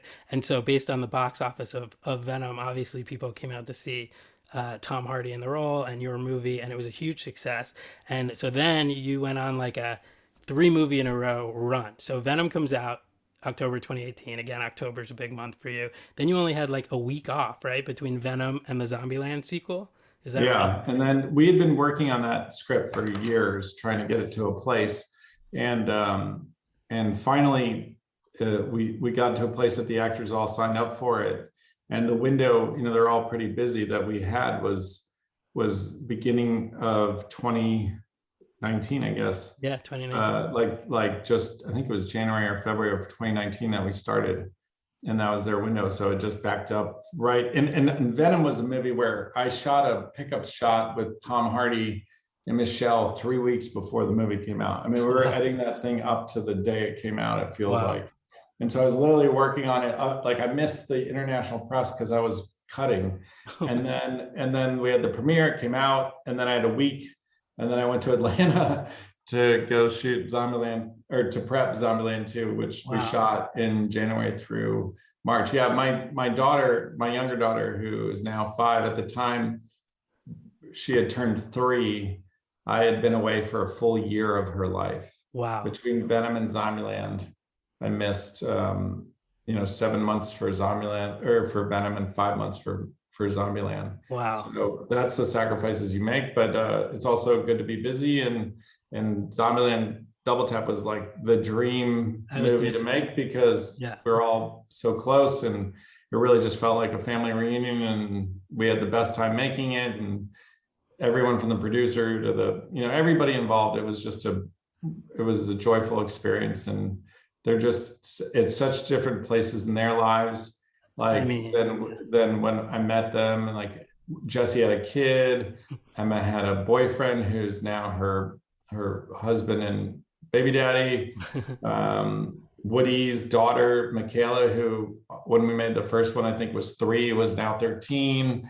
And she was around. And so, yeah, it was just, and I obviously, my life changed as a result of that movie. I met my wife, who is Emma's publicist, and I had kids. So it was all just like a real great reunion. And it was a great experience making the movie, and also a great, fun, you know, I'm proud. I think it turned out great. I really love certain sequences in that film. I think it's awesome. And I got to work with this DP who I had actually interviewed for Venom, Chung-Hoon Chung, who shot Old Boy, among other things. And he's just this brilliant Korean cinematographer. And I had interviewed him for Venom, and he had a translator at that time. And I just was unsure about doing such a big movie with somebody who I would have communication challenges with. Right. But by the time Zombieland 2 came around, he was a little bit more fluent or conversant. And so he shot that film, and then he shot Uncharted. And he's the first cinematographer that I've worked with more than once in features, which I was always looking to find somebody who was like someone I really just felt was like a great partner. And Chung-Hoon has become that for me. Wow, that's really cool. That's great. And so, like you said, the original was 2009. The sequel, Zombieland Double Tap, was 2019. So that's 10 years where, like you said, everyone's life changed. So the director was back, the same writers came back, the cast came back: Woody Harrelson, Jesse Eisenberg, Emma Stone, Abigail Breslin, even Bill Murray did a cameo. What's it like working with him, by the way? Because has such a reputation as being like elusive and hard. Yeah, no, he is. He's everything that you have heard about, but it's like magical. Yeah, it's like you know, and as such a fan, my whole life, like I just, you know, I had to pinch myself. But yeah, he's so funny. He can do no wrong. He makes it up as he goes along. Like the script's a reference point. Like, but he's, you know, he's Bill Murray. So what are you gonna do? He's just the best. And yeah, we had a really fun night hanging out with him in Atlanta. He's just a legend. I feel lucky. I know. Yeah, you've worked with all these people we grew up watching. And so you also added new cast members to the Zombieland sequel. Zoe Deutch as Madison, Rosario Dawson, Luke Wilson, Tom Middleditch, great comedian. And I realized that the Woody Harrelson movie you were alluding to earlier had to be No Country for Old Men when you said the Yeah, yeah, yeah. Coen Sorry, Brothers that's so movie. obvious. Yeah. No, but and it won Best Picture. But it's so interesting to me that you saw Woody Harrelson in No Country for Old Men, which is like so dramatic, but thought of him for Zombieland. It's a Well, cool. he just, I mean, with all due respect to Woody, and I hope he wouldn't mind me saying this, like he hadn't been in the forefront of movies for a minute. Like he, there was White Man Can't Jump and those, and then it had been a minute. And then I saw him in that movie, and I was just, while I was in the process of trying to cast the film, and as soon as I saw him, I was like, oh yeah, that's who it should be. Like How he's the cool. best. And then I made it my, my mission to figure out how to get him to commit to it. It's so cool. But yeah, he really is. Like Drew, actually. He's just a he's been around in all of our minds like for 40 years. Yeah. The Cheers was 40 years, 80s. the 80s. And Yep. yeah, he's just one of the most incredible people I've ever met, one of the most thoughtful people. We just did this TV show, White House Plumbers, that he's Yes. in with Justin Theroux, that'll be out on HBO. That I produced, and I unfortunately wasn't very involved with it because I was busy making Uncharted. But Yeah. that's something I'm very, very excited about as well. Yeah. I can't wait to see that. I've seen all the Justin Theroux's posts on Instagram and stuff. It looks really cool. It's a period piece, right? Yeah, it's about Watergate, and Yeah. Justin plays G. Gordon Liddy, and Woody plays Howard Hunt, and it's about the guys who bugged the White House during. I'm sorry, bugged Watergate during the Nixon administration, Right. and it's written and directed by the guys who ran Veep, and Yeah. so Pete, it's Pete kind of Hike. Yeah. Pete Hike's Pete in it. Hike, Alex Gregory, Yeah. yeah, and so it has a Veep kind of tone, so that feeling or that sensibility, looking back at this buffoon administration, and we made it during Trump's presidency, and it Right. was intended to come out prior to the election, but due to COVID, it got put on hold. But it was kind of like an echo of What was going on? criminality and incompetence in the White House. Wow, that's gonna be good. Yeah, Pete Hike. My favorite Pete Hike story is he's an old friend of mine, and I ran into him the night he won Best Comedy Series for Veep.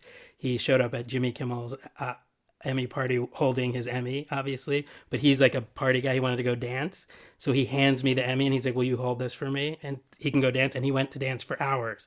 So I had his Emmy all night. I was like, I can't leave with it, obviously. So I held his Emmy all night, and all night everyone came over and was congratulating me, thinking I got to feel what that feels like. And That's then funny. finally he found me. He's like, I was wondering where my Emmy was. I was like, you gave this to me 3 hours ago.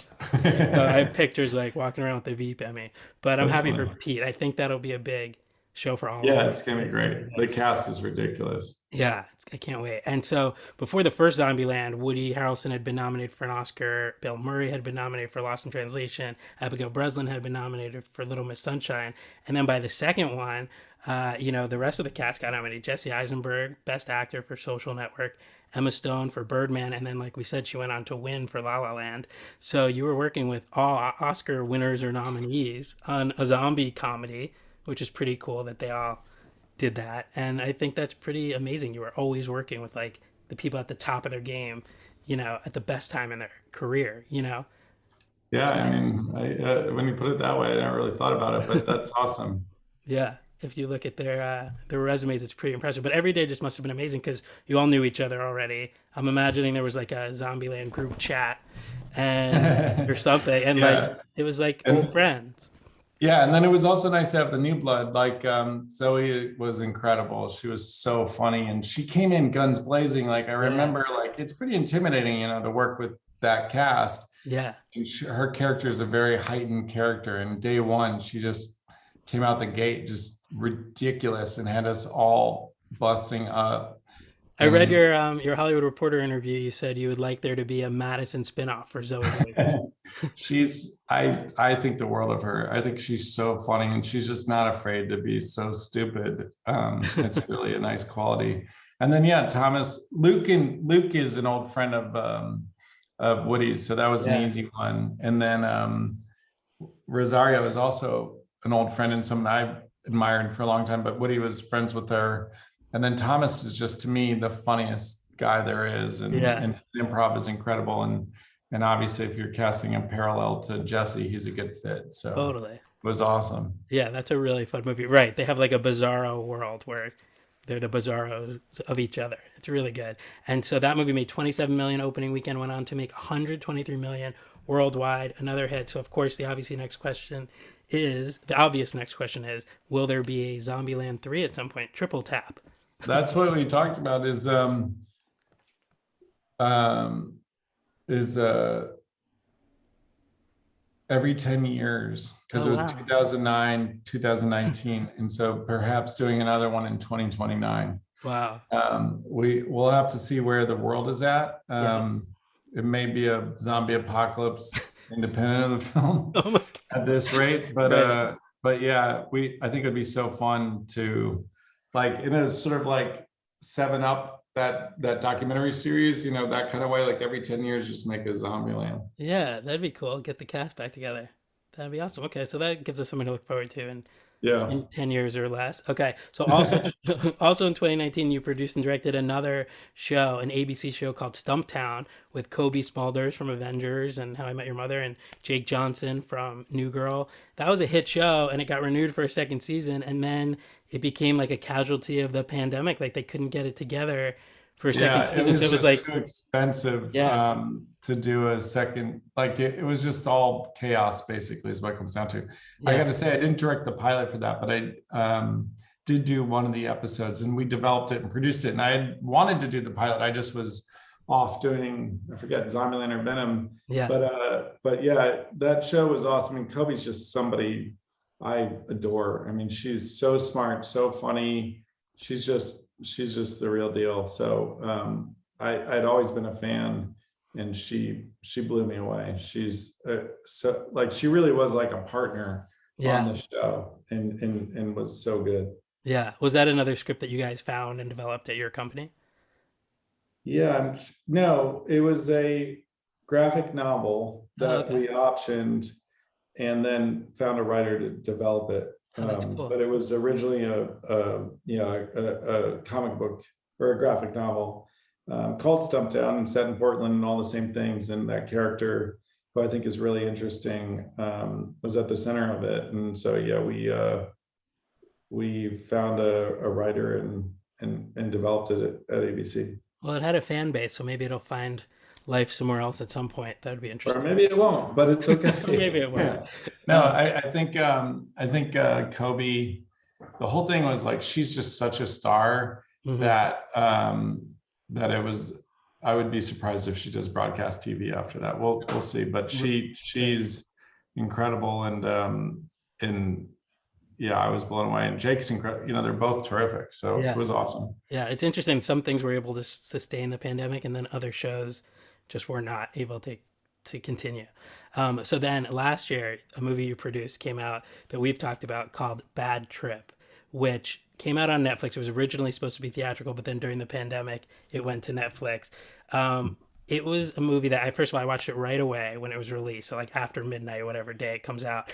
And I was visiting my family during the pandemic during that time.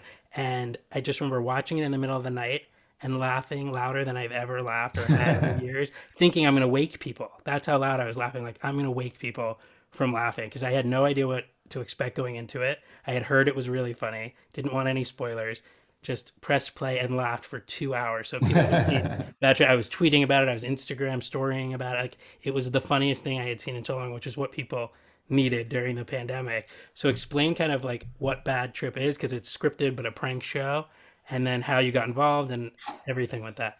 Yeah, I mean, it's a kind of, the best comparison is Bad Grandpa, Hmm. which, unlike Borat is under the premise that they're making a documentary, so people are aware of cameras. Right. With Bad Trip, people don't even know they're being filmed. It's a totally hidden camera situation. But basically the way we describe it is, it's a movie starring Eric Andre, Lil Rel, Tiffany Haddish, Yeah. and all their co-stars are real people who don't know they're in a movie. So in all the scenes, Eric has to interact with them to get exposition or whatever, or just reactions. And the story is woven through all these real life scenarios. And we worked on that movie for 7 years. Wow. Eric is somebody who I just think is the world's funniest person. Like his TV show, I used to watch. I remember I'd just be watching it in bed, laughing out loud, and my wife would come in and she'd look at me like, "What are you laughing at?" I'm like, "This show is so funny." And she'd watch it for like 30 seconds, and be like, "I don't understand." Which show is But that? Which show? Eric Andre show. Oh, his original show. Yeah, the Adult Swim show. Like Yeah. it had the same effect on me that it did you. Like I just Oh would my belly God. laugh. So funny, like he's so outrageous, it's so crazy. And he did prank stuff on that. And so I approached him and I was like, "Yo, we got to figure out a movie. Like you're too funny." And we went through like a bunch of really bad ideas and bad versions. And then I was just getting stuck. And Jeff Tremaine is somebody I knew through we did a reality show together called Robin Big. And Mm. he is the guy who created Jackass and directed Bad Grandpa. And I was like, "Look, Jeff, I need your help. Like this is so funny, but I need help wrestling it." And so once Jeff got involved, it got way better. And Katao, who directs the Eric Andre TV show, directed the movie, but Jeff and I produced it with my partner Dave Bernad. Yeah. And we shot it in Atlanta while we were filming Venom. So I Oh, could go wow. to the set every once in a while when I was off to go just kind of watch them create their madness. And it was really so Oh fun. my God. Eric's just one of the truly funniest, coolest, best people I've ever met. And it was a heartbreaker because we worked on it for so long and it was due to come out at 4/2020. Oh, And so that was obviously a month after the pandemic. And so MGM, who had paid for it, wanted to get it off the books. And so they sold it to Netflix. And it's great that it was such a big hit on Netflix as it deserved to be, but we were always sad that because those movies are movies you want to watch with other people. I Like, can't even imagine if I was in a theater watching it. I was laughing so hard alone that in the theater I would have been on the floor laughing. but dude, that's the best. I mean, one of my earliest jobs was I did all the behind the scenes on Borat, like the first Borat, and so I got to watch him make that movie, and I was like filming in the distance, and I remember going to early screenings of that and just, I mean, literally people rolling on the floor laughing, I remember that. like knee slapping in Yeah. a way that like it feels like they're making fun, but like you can't contain, like physically you can't contain the laughter. It's so funny. And that's how bad Drip is. And I was telling you, I just saw Jackass Forever, and I had that same experience, and I saw it in the theater and everybody was dying. It was awesome. But I just love that shared experience. And that's what's so sad about the streaming of it all, especially for comedies, is there's nothing like being in a crowd. Like I remember as a kid going to watch like a movie on opening night in a crowded theater, especially a comedy, and that roar, Yeah, of that's true. laughter. And it's something where like the more people, like if you have like 5 people in the audience, the laughs will be like little like small laughs. But if you have like 500 people in an audience, it becomes contagious and it just builds and builds. And there's nothing more satisfying than a comedy in theaters. And so we're actually right now trying to figure out who is going to make it's not exactly a sequel, but we're going to do a follow-up movie with Eric and Jeff. Yeah. And I really want theatrical because those are the types of movies that when you have that shared experience, it makes such a difference. Yeah, it's funny you mentioned Borat because vividly remember seeing Borat in the theater, I think at the Grove, Bruno, the sequel in the theater at the Grove, and I remember like a friend I was with falling out of their chair onto the floor. Like, and when you say that, it sounds crazy, but they laughed falling out of their chair. I Like, mean, what is the internet thing, like rolling on the yeah, ROFL? Like that ROF, happened in real life. Like people right. were ROFLing. Like That it was that so should funny. And be that's how Jackass movies always were, and Eric's movies certainly is as well. that should be like a Rotten Tomatoes type scoring system. Like, is this movie an ROFL? Like, do you roll on the floor laughing? But yeah, I actually remember. I would think Bridesmaids was a one of the more recent, which isn't even that recent, of being in a crowded theater and people falling out of their chairs. Like, because it was the first Yeah. time seeing some of that stuff. Now we know what happens in that movie, but people were like when Melissa McCarthy has Yeah, her in the bathroom famous scene in the is, bathroom, yeah. people couldn't contain it. But it's cool. But Bad Trip, even thinking back now to some of the scenes at like the car wash gas station or like the gorilla at the zoo, like I'm just remembering it now. It's some of the funniest stuff I've ever seen. So then when I saw your name and Dave Bernard's name in the credits, I was like, oh my God, they were part of this. And I emailed you guys and I was like, you guys, that was just the loudest I've laughed in a while. Like it was uncontrollable. And so the fact that you're going to make more is great. And it's going to be, Yeah. it's tricky to make a sequel because now that people are on to Eric Andre, you got to find a way to find people Yeah, who it's don't not a know about sequel, it. it's a follow-up, but A yeah, follow up. Yeah. we're gonna have to change his appearance because he has such a distinctive look. Yeah. But that'll also help make it its own thing, but we're gonna tone him down for sure. I can't wait for that. I'm definitely looking forward to that. So that came out 2021. People can watch it on Netflix. Amazing movie. And so that brings us full circle to 2022 with Uncharted. As you said, you only had a few months between Zombieland Double Tap coming out October 2019 and then getting the offer to direct Uncharted in January 2020. So you're just now getting off this ride since really Venom, Zombieland 2, and Uncharted just now. So like, what does it feel like to have the whirlwind of the last three movies pause for a second? Yeah, no, I mean, it's been I'm incredibly fortunate, and I'm also really happy that I had something to really occupy me during the pandemic. I think I would have had a real challenge just sitting on my hands for that time. So I'm extraordinarily grateful. Yeah. But it was a lot and it was long. So I'm happy to just take a little breather and then figure out what comes next. And I'm lucky because I have lots of opportunities, but I want to figure out, what I'm really excited about. And I came up as a commercial music video director, and I've shot a few commercials recently, which I hadn't done in 5 years. So Wow. it's fun to like just do shorter projects, that you don't have to commit a year of your life to, but maybe just 2 weeks, or Yeah. maybe do a TV pilot, which is like 2 months. And then whether it's Uncharted 2 or something else, really wait and find that perfect next opportunity. Yeah. That's kind of cool. So it's the first time in a while where you really don't know what you're doing next. No, I literally, on a career standpoint, couldn't predict beyond next week. Wow. It's Well, it's wild. yeah. Well, you have White House Plumbers coming out, and then eventually, I think Uncharted 2 will be somewhere in the mix. Fingers crossed. Yeah, we'll see. Yeah. But yeah, the good thing is, or the sort of like the joy of my job is that it's never the same. Like, people who, every day go to work in the same place, like I've never had that experience. So it's really nice uh, to have the kind of unpredictability of it all, Yeah. but it's also a little not I don't get nervous about it because I've been doing it for so long, but the reality is like I couldn't predict. Like we're trying to make plans for summer vacation. I'm like, maybe. Right. I don't know. Like I hope so. Yeah. Exactly. So would you say that you're living your dream? Would you Yeah, say? I would 100%. I felt that long before I even got to make a movie. I mean, I think getting paid to do something you love is living your dream. And so whether that was just getting to make music videos or commercials or reality shows, I had already felt like I hit the lotto. Right. And so the fact that it's gone to where it's gone, it's beyond my wildest dreams. It really feels like I just am so lucky because yeah, to get paid to do what you love, Yep. there's nothing better. And then just the fact that there's so much variety.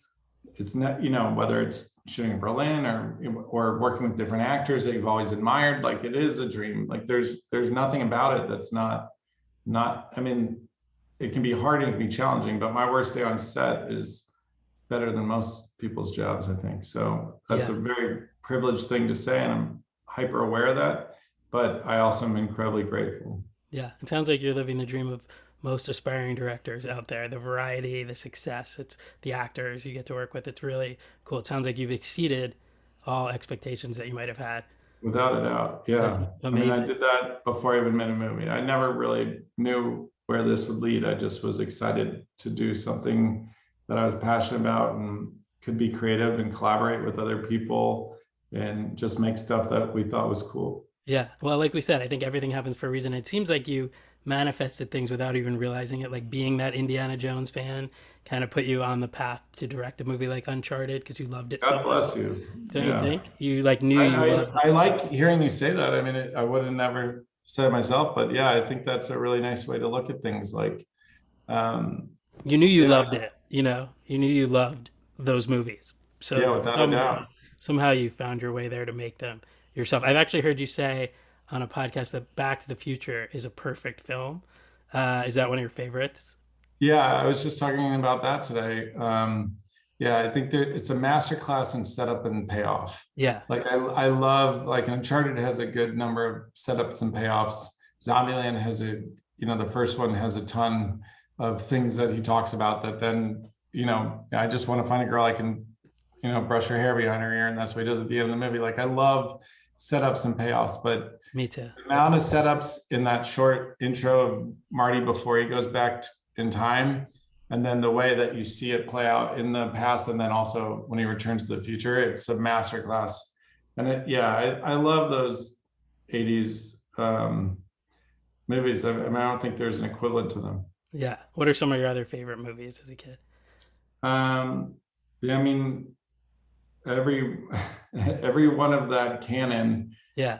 Midnight Run is an all-time favorite. John Landis, I've talked about, I think is one of the most underrated filmmakers, but Martin Brest is too. I mean, to have made Beverly Hills Cop Hmm. and Midnight Run is a pretty incredible accomplishment. Yeah, and then there's like, I love, early 90s independent films, like the early films of Wes Anderson, Alexander Payne, Spike Jonze, and David O. Russell, Paul Thomas Anderson. I would say that probably the Coen brothers are my favorite filmmakers, from Raising Arizona to Lebowski, obviously, but I think Miller's Crossing is my favorite of their movies. And if you want to really like appreciate a sequence, like a incredibly well-designed sequence, the Danny Boy sequence, which has Albert Finney starting in his parlor, reading a newspaper, smoking a cigar, and concludes with him shooting a car as it tries to escape and hitting a tree and catching on fire. And then he puts his cigar in his mouth, all to Danny Boy. It's like a perfect sequence. That's a masterclass in terms of visual storytelling. Wow. It's cool because it came full circle too. Your love of the Coen brothers led to you, seeing No Country for Old Men and then starting this film relationship with Woody Harrelson and Yeah, and also, I mean, without a doubt, Gangster Squad. I yeah. mean, Miller's Crossing was a movie. I just think it's a perfect film too, and I've watched it so many times, and just that feeling of those period gangster movies is unlike any other. I mean, I think that was during Prohibition, so it was late 20s, early 30s, whereas ours was late 40s. But just Yeah. that whole gangster aesthetic, obviously Godfather, Yeah. and plenty of others, but Goodfellas, and then the old classic gangster movies, so Yeah. like Cagney and all, White Heat, Right. but I just love that. I love that genre so much. I love that you grew up a movie fan and now you work in movies. It's awesome. And it's also cool to hear the movies that inspired you and how they've influenced the choices you've made and the movies you want to make. And that's a really cool thing to track. So before we go, I always like to ask my guests, what advice do you have for someone who dreams of having a career like yours? Well, I say this to anyone who asks. I mean, the only way to do it is to do it. You can talk about wanting to be a director all you want, but until you actually shoot something, there's no way to really know. Right. And I I mean, we all have the tools in our pocket that exceed where I started with the VX1000. Like the resolution on an iPhone far exceeds anything I was dealing with. So it's just about making stuff. Specifically to be a director, I've made the point before that, like on my first short film, the decisions of where to place the camera, what you want out of the actors, should I do another take, all those types of things are the exact same decisions I'm making now, just on a grander scale. Yep. But in that collaboration with actors, cinematographers, whether it's a $3,000 short film or a $120 million movie, it's all that same communication. It's trying to convey what you're trying to achieve, and relying on other people to help you execute it. It's all the same, exact same conversations. It's the exact same decisions. It's just a question of scale. So if you're shooting a short, it'll be like making a movie down the road. It's really no different. Yeah, it's interesting because yeah, movie making is working with the people who are the best at what they do in their department, and then bringing it all together, and then it's just like magic. Everyone's the best at what they do. Yeah, someone once described it to me, and this is my favorite analogy, is like you have like by your side like the world's greatest archers. Mm-hmm. And it's a cinematographer archer, a DP art, or a production designer, an actor archer, whatever. They're all like the world's greatest archers. But your job as the director is to tell them where the target is. Like, this is the target that we're trying to hit, because they might all be firing their arrows, but if it's scattershot and there's not a cohesive vision that's aligning them towards this target, then the talent is wasted. So I think the director's job is just to help convey to everybody what that movie is we were making. Because when you read the script page, we can all interpret that differently. Right. It might say, lonely road on a dark night, and someone might picture that in, Scotland. Someone might picture that in the deep American South. Somebody might picture it black and white. Another person pictures it whatever. It's a period movie. It's a future. Like, there's a million ways to do it, and so it's the director's job to help focus everybody to say, no, this is the version that I want to make, and then they all train their arrows on that same target, and hopefully, you guys hit the target together. That's a great analogy. I love that. Okay, so the very last thing we do here at On the List is called the mystery question, where the guest from my last podcast leaves a question. Oh, wow, that's rad. For my next guest. So we've been doing this since episode 1. This is now episode 72. So every episode has been really connected by the mystery question. So number 72, mystery question was sent to me by Walt Becker, who's a director like you.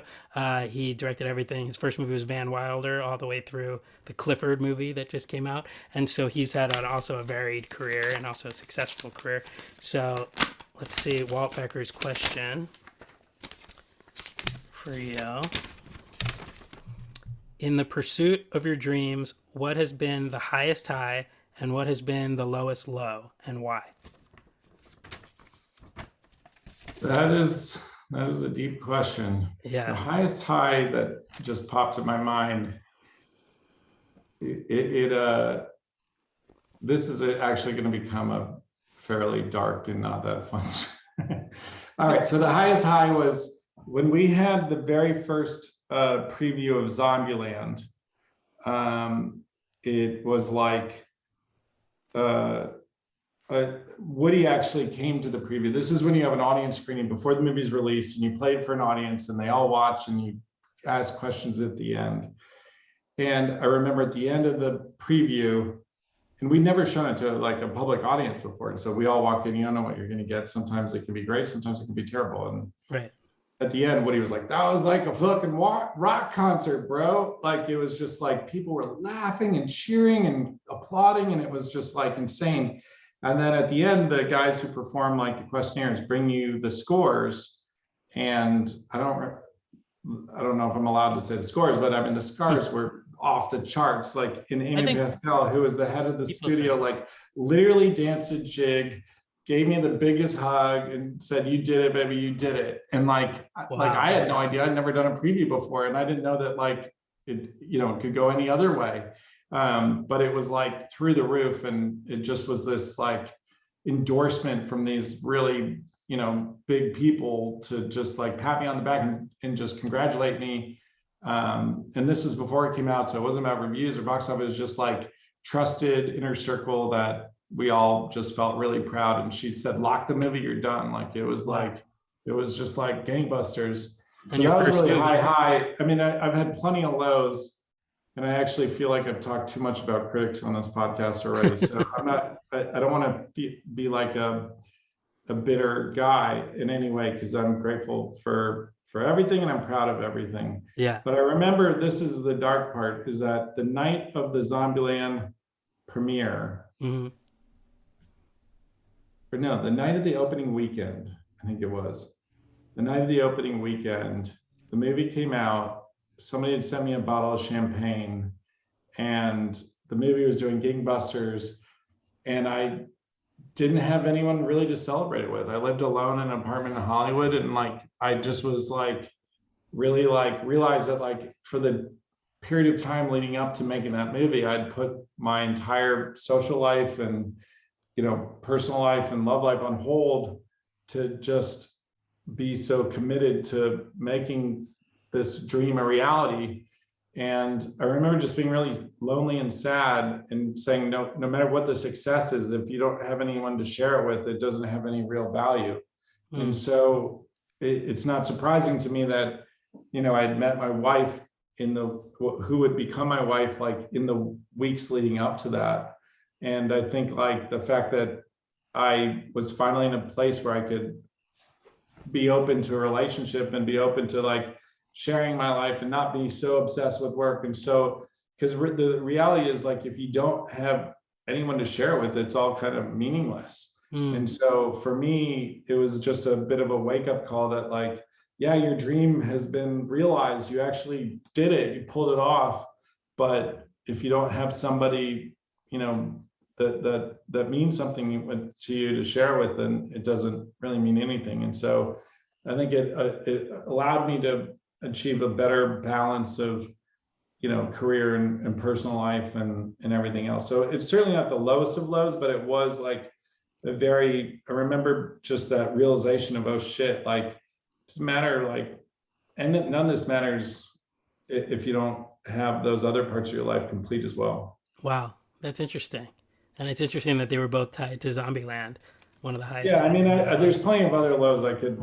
No, but that feels like a nice corollary. Yeah, and I also like lows to spare, Brett. Lows to spare. Well, we want to end on a high, but I think it's interesting too that that low actually turned into a high because without a doubt, that same movie led you. Because I got to meet Brett Gursky as a result of it. Oh, that's true. Because you met Holly, you also met me. Yeah, so it's because I have you. That's really what it comes down to. I'm so glad. If I didn't have you, Brett, this would all be meaningless. So thank you. You're welcome. I'm so glad it worked out. Well, we started the podcast talking about your wife, Holly, and we ended the podcast talking about your wife, Holly. So there you go. Came full circle. I love it. So that is a wrap on episode 72. We did it. We've gotten the Ruben Fleischer origin story out, which I think is a really, really fascinating one, actually, especially when you talk about it all at once and see the path and how it all fits together, especially working with the same actors over and over in the same studio. You're obviously somebody that people want to work with. So glad we got a chance to do this. Timing couldn't be better with Uncharted as the #1 movie for 2 weeks in a row. So now that everyone knows the behind the scenes stories, go check out Uncharted in theaters and go back and watch all the other movies we talked about. Why not? And I can't wait to see what you do next. I'm really looking forward to that. Thanks, Brett. This has been a fun trip down memory lane. That's what it's supposed to be. I'm so glad. So thank you again to Ruben. Thank you, everybody, for listening, and I will talk to you next time.